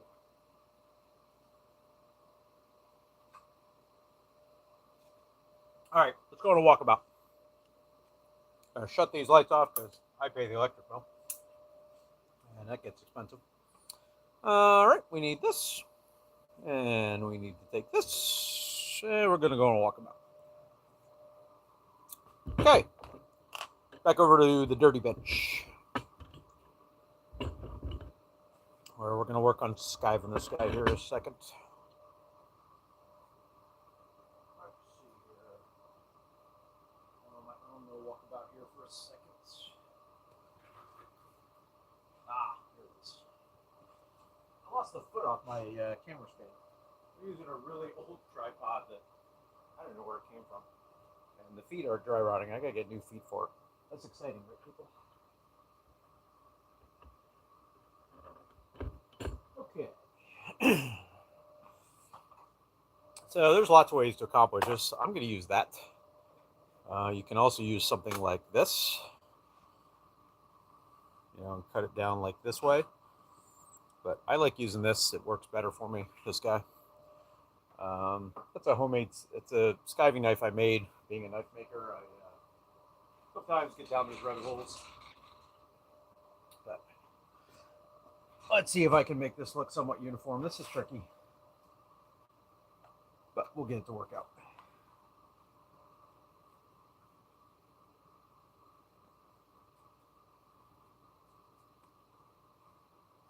I go by sound as well as feel on this. This is one of the trickier parts, in my opinion. It just takes practice and time. I have a bell skiver, which I've never tried that with this. I don't know if that would work or not, to be honest.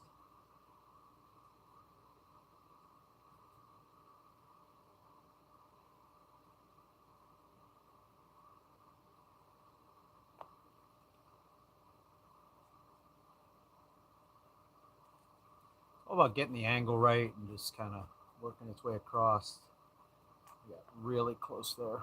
Oof, I got lucky. Got real lucky there, guys. But it'll work, so that's okay. I say guys, could be girls too. I don't know who's watching. Could be anybody. I'm good with anybody watching. Hope all you are enjoying this, but that is watching or tuning in. I'll probably do this again at some point. I don't know. So I know it looks like it's getting all chewed up and terrible, but remember, no one is ever going to see this in here. I do try to keep it somewhat uniform, but let's face it, at the end of the day, it's going to be what it's going to be. So as long as it glues up okay, that's all right. So I have trouble down this side usually because I don't know, I just do. Trying to keep the dialogue moving here as we go along. All right, that's our waist here. Work up the other way. Does that look ugly? Oh, I'm out of subscribers. I'm out of viewers. That's okay. I'm going to keep going anyway. I figure it's not hurting a thing to be on camera. Me babbling along here.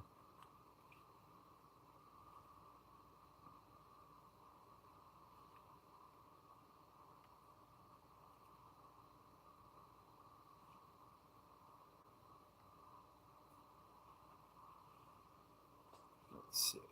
All right. Almost there.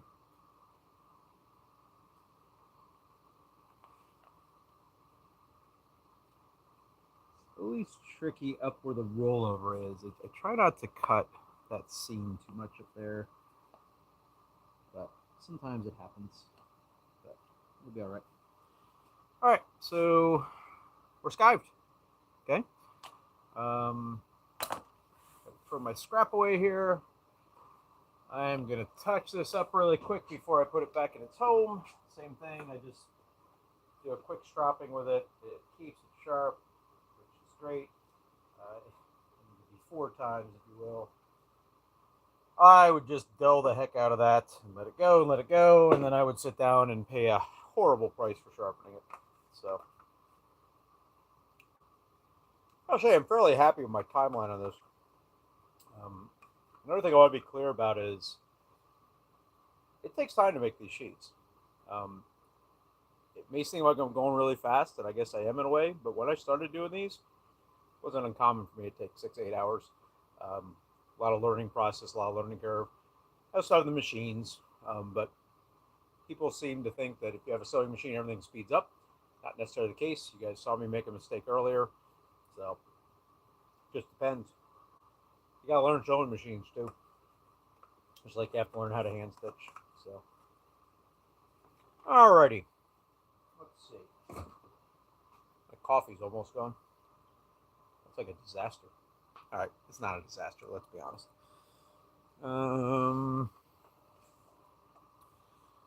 Just doing a quick little skive off camera. I don't think you can see what I'm doing. I'm skiving off the edge of the welt where it's going to meet the one area. So we took that down from a 7/8 ounce thickness. So you can see I skived it down. That's because it's going to meet up in here. where this folds over. So we're trying to keep that a little more, it's so it folds nicer. You know, that's what we want there. Sorry, I'm off camera, people. All right. So we're there. Get rid of my scraps. Let's see here.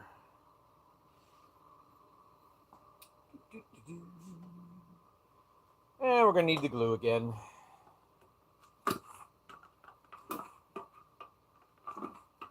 A lot of making sheets is about making choices as you go along about how the fit goes and how much of a belt loop you want there. So I tend to look at about a 2-inch to be safe, which is more than is necessary usually. But, you know, I kind of give it an eyeball to know where I want to be. That's where I want to be. I like to glue these in place, so I tend to just make a little mark under there so I can see roughly where I'm gluing to. Take a little contact cement here.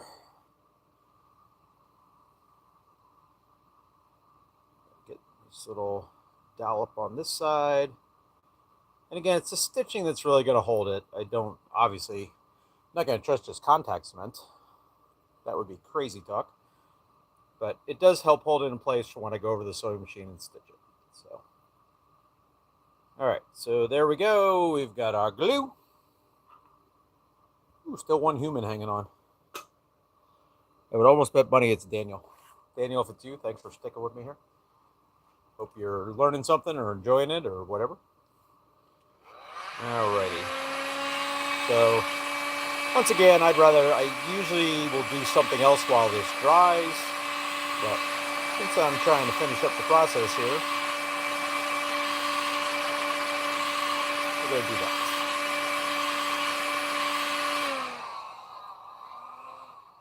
Okay. So I'm going to take one more look at that as I do this. Go down with that nice. I'm walking away to get a hammer. You can play smashy. Actually, tapping this with a hammer actually helps set that. And I forgot to do this before, but I usually tap this out just to smooth that, to make it look nice. But tap it actually helps cement that bond there. As you can see, it's not coming off. And I'm just going to wander over to the sewing machine quick and sew that. I can take you all with me. Why not, right? We're doing a live stream. Let's take you all with me. Okay, let's see here. Off we go. I know, concrete floors, lots of things. Woo! All right, here we are. No, we're over here. Now we're back over here. All right, Big Blue. So this is a needle awl machine. I am very fond of it. It probably ranks as my favorite machine. I like it because it gives me a uniform stitch front and back. Most sewing machines, the back stitch is not as nice looking. It does that because you're actually using a needle and an awl versus on a regular sewing machine, it's kind of an all-in-one situation, like a needle. Not making a bad pun there. So that said, these are very expensive machines. They're designed to go through very thick leather, which makes it ideal for holster work or sheath work, saddle work, stuff like that. I was fortunate to buy this machine, and it's in my shop, and I'm glad it is. So, just gonna turn this bad boy on. Try not to mess this up. Okay.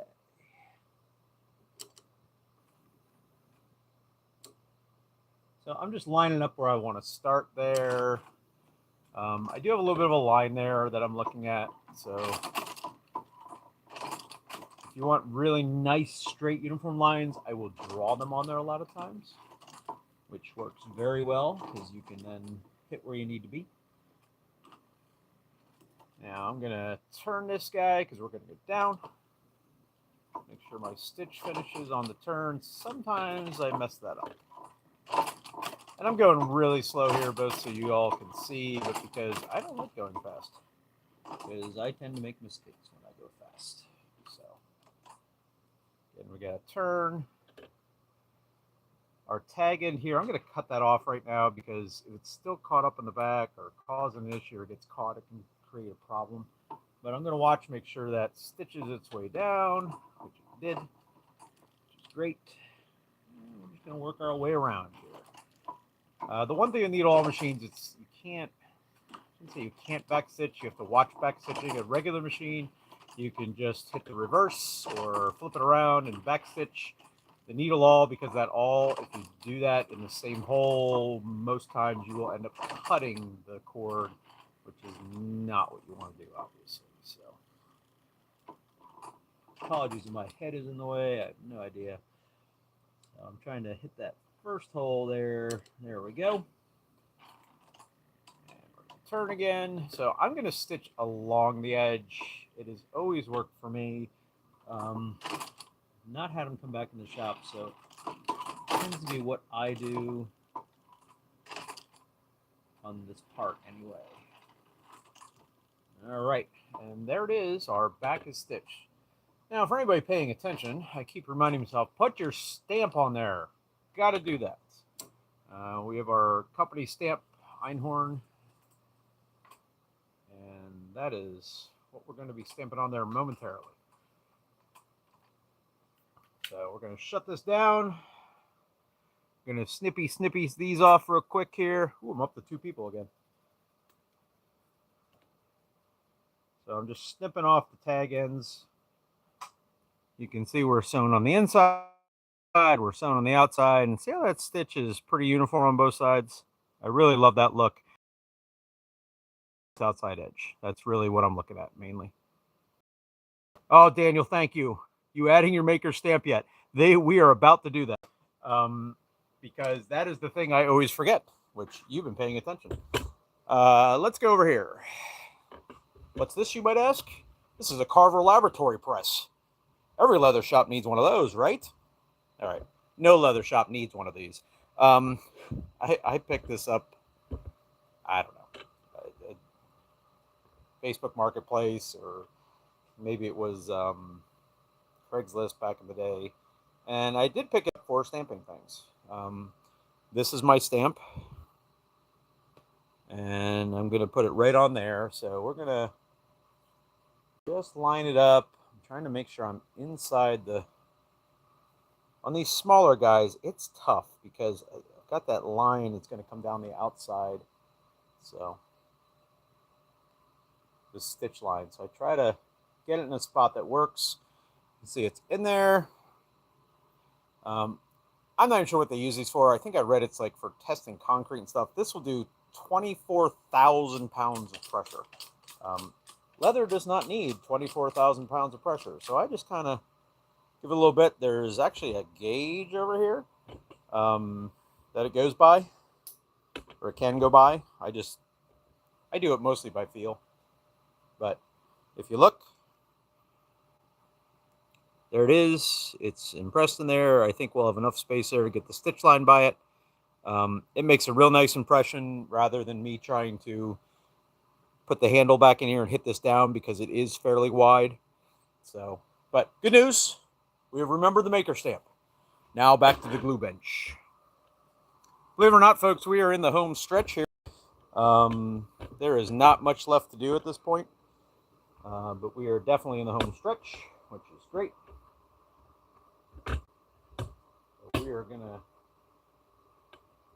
I fix something here. I feel like I'm jiggling the camera all over the place. All right. Okay. Get this situated. Situated? That's a word, right, people? Situated. One human with me. I like it. I'm going to keep going because I think it's Daniel. And I think he's enjoying himself. I could be a her, too, I guess. I don't know. I didn't read the name that close. But it doesn't matter to me. Just glad you're all watching, or people are watching. I am going to do one more quick thing here, and this is just a me thing.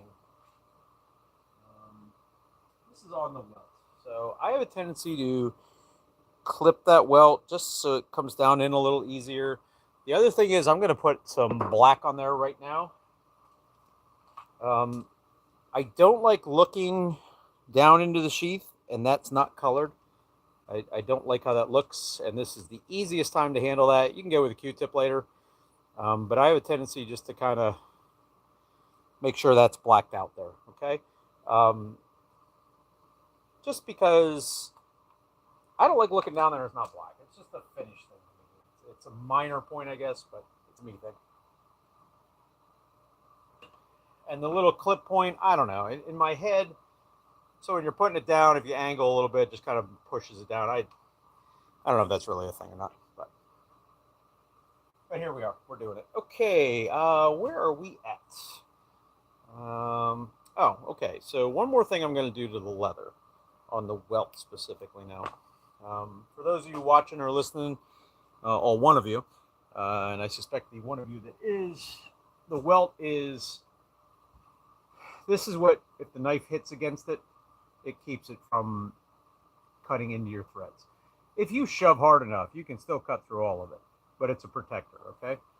I do like, even though this is going to get stitched, I usually rough this up a little bit with this guy because I have one of these laying around. You can use sandpaper or whatever too. It just makes for a better bond with the glue. So, again, can't stress enough how important it is when you're using weldwood that, let's, have good ventilation or outdoors or things like that. So, and I'm going to work my way down here, get the glue on this bad boy.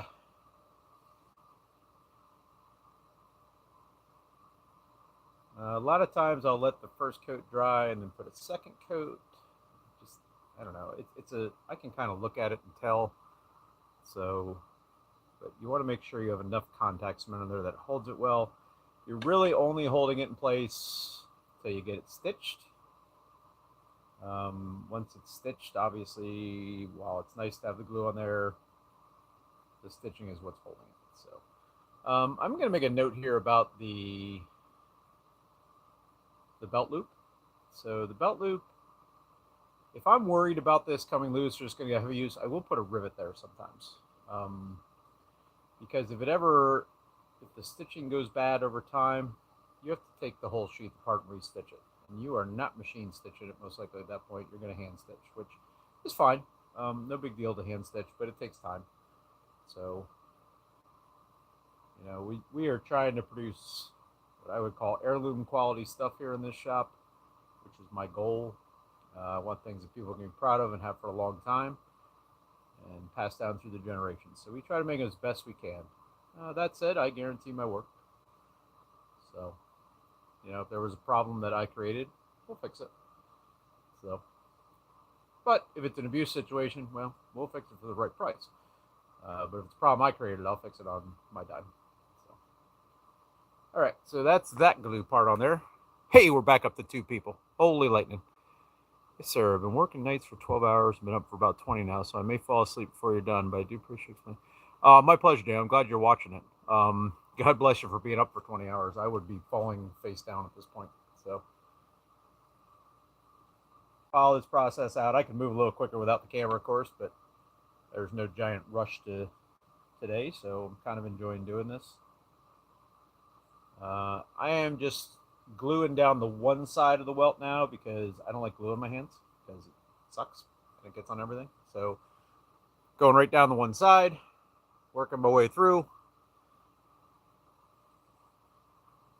And Daniel, I know you're watching there. I hope you you find another knife sheath you want to make, another leather thing. A lot of these things in making a sheath are applicable to other leather projects, wallets, and even belts and different things. The skiving work, all those things. It's all skills you need for making anything. I've made lots of things in leather over the years. Sheath work is what I do a lot of, though, so that's what I'm most familiar with probably, but all of these things apply. All right, we're going to get out our cheater gun here and just keep this sucker up a little bit.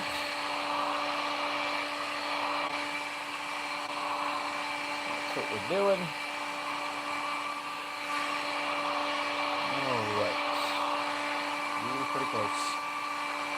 Contact cement of this type is supposed to be dry, a little past tacky, I think it says, or something like that. and it sticks really well. So if you're not completely dry, it'll pull up, and that's okay. So let's see, I'm gonna have to go off camera to do this. I really try to get this fitted very close. I always end up doing some sanding work on it, which is perfectly acceptable. There's glue on my hands, isn't that great? See our hammer? So again, this is just kind of setting it in place. It helps to set that contact cement. You have to do it? Absolutely not.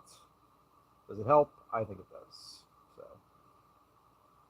all right, now we're going to get a little more glue on here. I know this is boring as sin, folks. This is not suitable for videoing, let's be honest, but here we are, we're doing it, and this is part of the process. So, again, we're going to get our contact cement down our welt here. I know I keep saying we're in the home stretch, but we really are. There we go. Let's see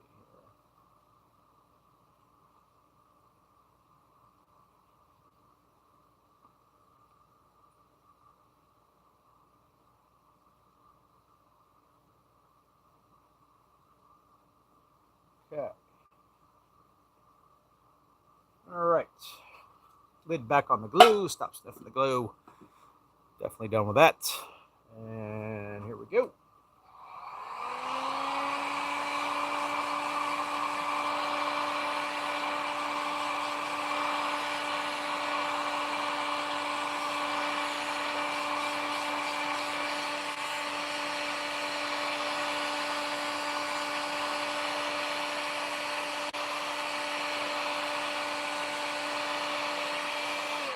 Alrighty.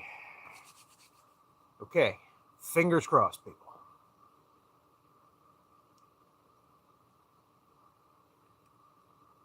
Sometimes I'll just damp this a little more back here to help fold it. Veg sand leather, you can wet mold and so forth, so that's why that works. It loosens up the fibers and then it molds together, so to speak. So if you can see there, we're necking this down nice. Very close here. Need to get something. This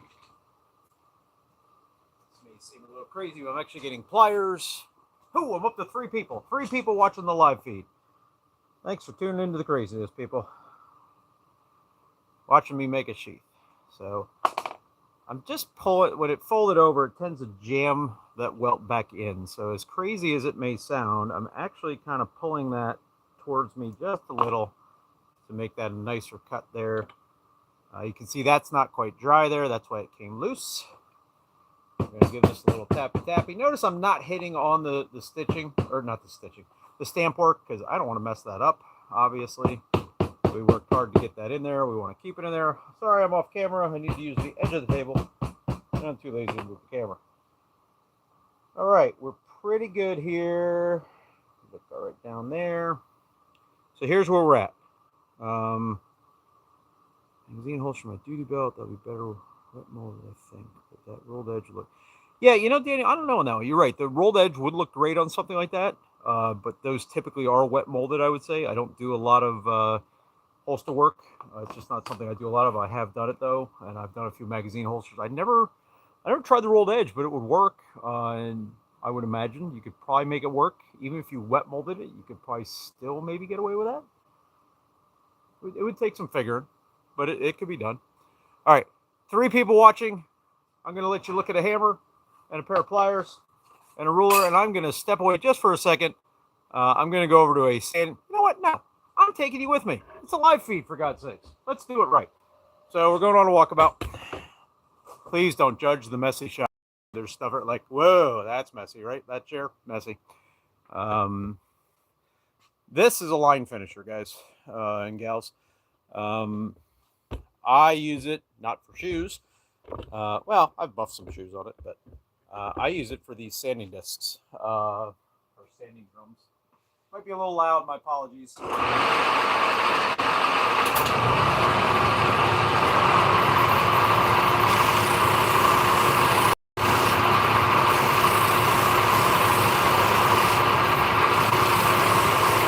don't know if you can hear me over the noise, but I'm just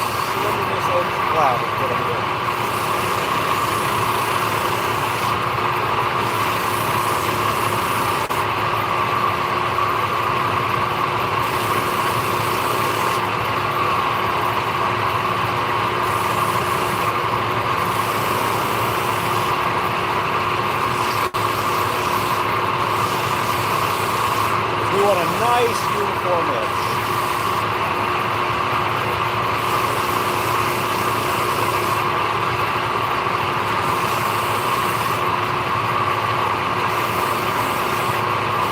I know, this is exciting, isn't it, people?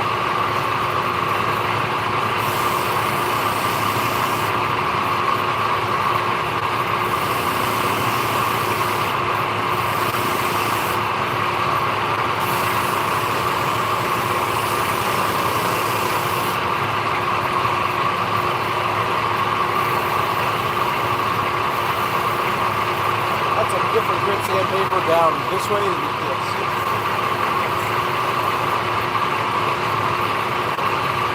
Alrighty.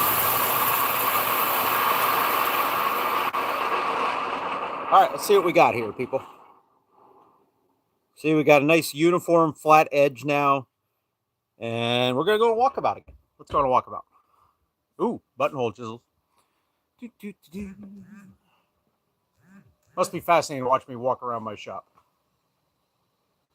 Alrighty. Right back over to here. We got a couple little things to do here, and then we are going to sew this and wrap it up. 2:07, not too bad considering I'm on camera, I don't think. It's not a race time-wise. I don't mean it to make it a race by any stretch. Got an edge beveler here. And I'm just going to strap it real quick just to keep it nice and sharpity. Now, you know what? I'm not going to edge it. I'm going to do that after I'm done. Sometimes when I edge bevel this first before I sew, it rolls a little on me on the sewing machine, which can lead to some issues. So we're going to sew it first. But what I am going to do is make a line. I want a nice uniform line to follow when I do this. It is important to me that we have a very nice tight line.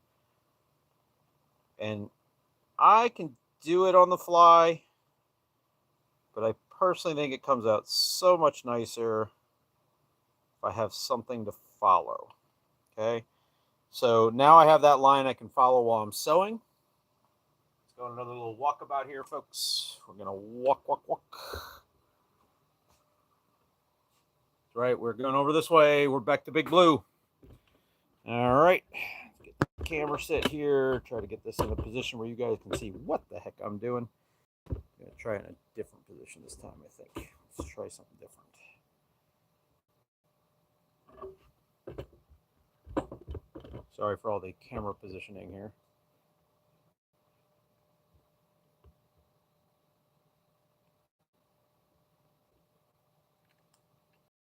Okay.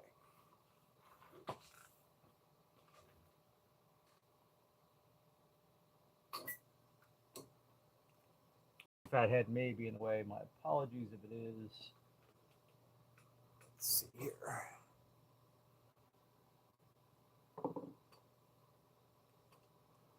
All right, again, you can hand stitch this. Do not think for a second you can't do this by hand stitching. You absolutely can. It just happens to be that I have the machine, so I'm using the machine.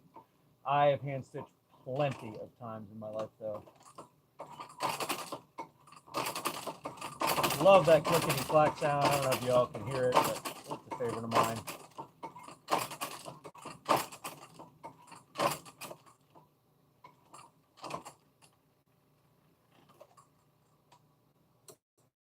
Make the turn here.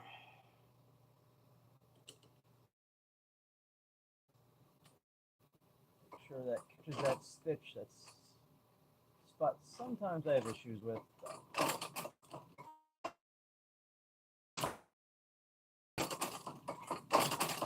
Working our way up. And again, I got that nice line to follow, so I stay somewhat uniform. More.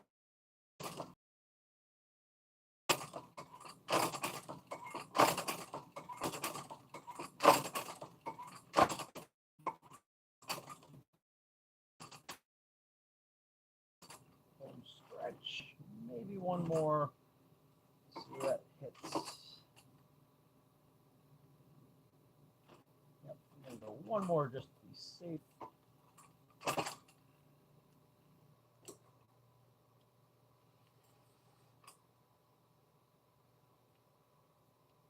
Okay.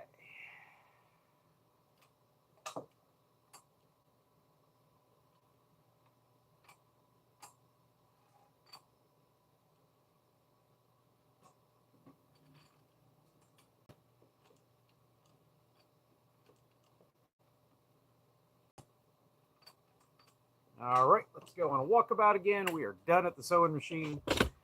I hand back stitch this part because I find it to be a better result. Yeah, it takes a few secs, but it's not that big a deal to do it. So, look, the knife. All right.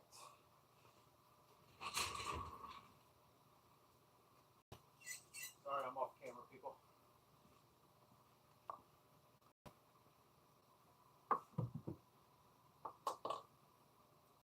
Okay, let me see what we got here. I'm going to be off camera a second while I look at it again. We look pretty decent. I'm going to get my needles. Got my needles. I'm going to get my sewing thread thingy. There it is. Got that. One last little thing here that occurred that I'm going to make a correction on.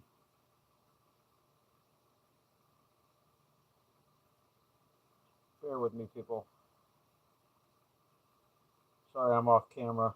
I know this is not the exciting part, trust me. The exciting part is coming up, though, when we go to put the actual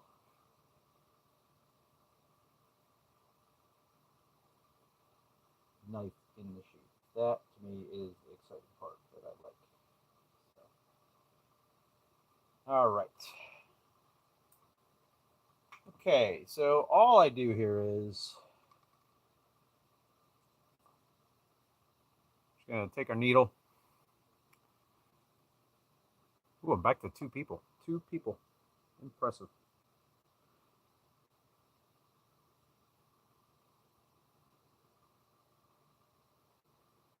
So all I'm doing is threading this. Well, if I can get to cooperate, I'm going to thread through. I do 2 or 3 back stitches here is all. Some people glue them. I've done it at times. Put a drop of like Elmer's or some other type of glue in there, which just holds your stitch in place. I don't. I don't know. Just a step I don't normally do. So sometimes I got to use pliers here to get this pulled through, but I pull through one side. I go down the other side. This is basically what they call, I believe, a saddle stitch. This is also how you would hand stitch if you were going down it. Very common way of doing it. And then you want to pull each side nice and tight. Okay. So let's do another, because we want to do another. Yeah, at minimum I'm doing 2. I never do less than 2, unless I have a thread breaking issue or something. But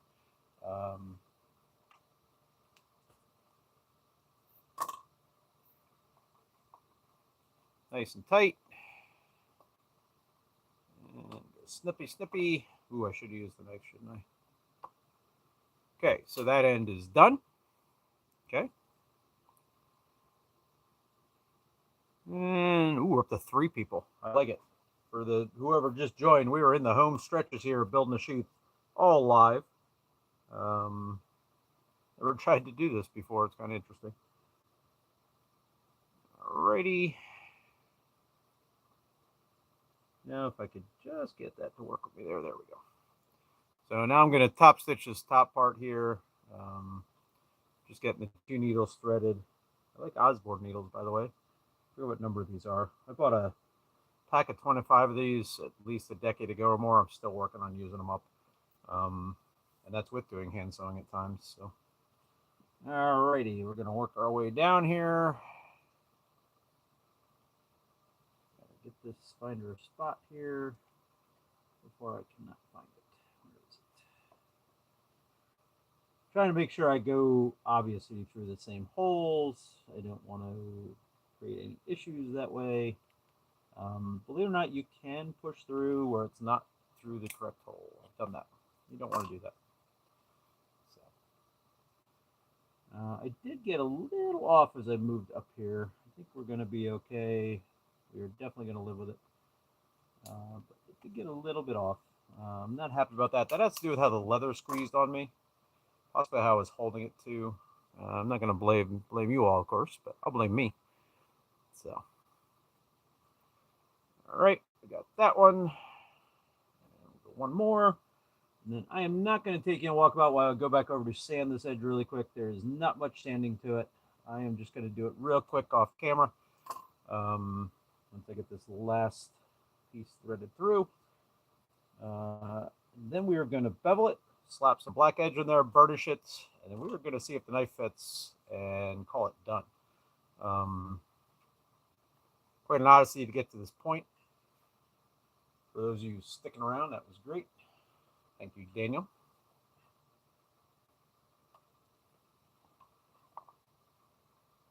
All right, I will be right back. Amuse yourself with the fine wonderings of looking at a still camera. No, one person still. All right. Okay.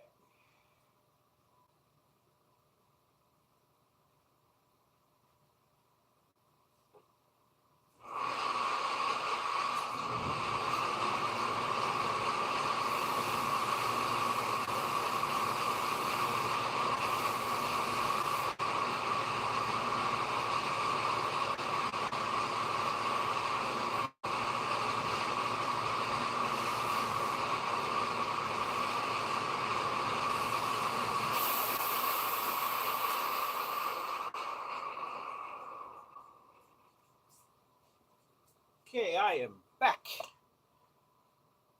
Because that wasn't worth walking the camera over there, in my opinion. All right, let's get some stuff out of the way here. Got my edge. Just looking at why I got a little off in the back there. I think what happened as I worked up, I actually hit this. I think the foot hit this and pushed it a little bit. So, not ideal, but it's okay. All right, beveled that edge. Let's work our way up this side. Beveled that edge. And I tend to just kind of clip this bottom a little bit too, just to make sure. And we'll work our way around this.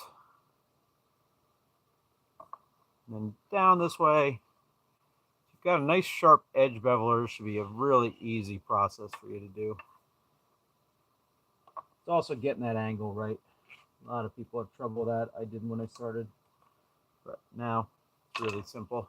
Got a little tab in there. I like that. So we're going to do away with that. Just like that. It's all good. Okay. Where is my black dabber? There it is. I got it. There we go. Look at that. It's magic. It's dyed. It's black.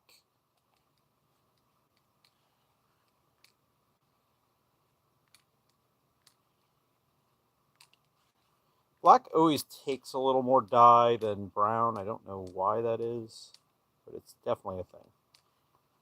So the edge is now dyed. Ooh, 2 people again. I love it. 2 people. In the home stretch, folks. I'm going to, again, get out the old saddle soap. And we're going to just work down that edge. You can already see it's smoothing out, believe it or not. But part of that has to do with I did sand it to a finer grit on the machine. Okay, saddle soap applied. Get our piece of denim. And again, piece of canvas, piece of denim, really doesn't matter. Lots of possibilities here. You can look up, good Lord, I don't know how many different ways to burnish.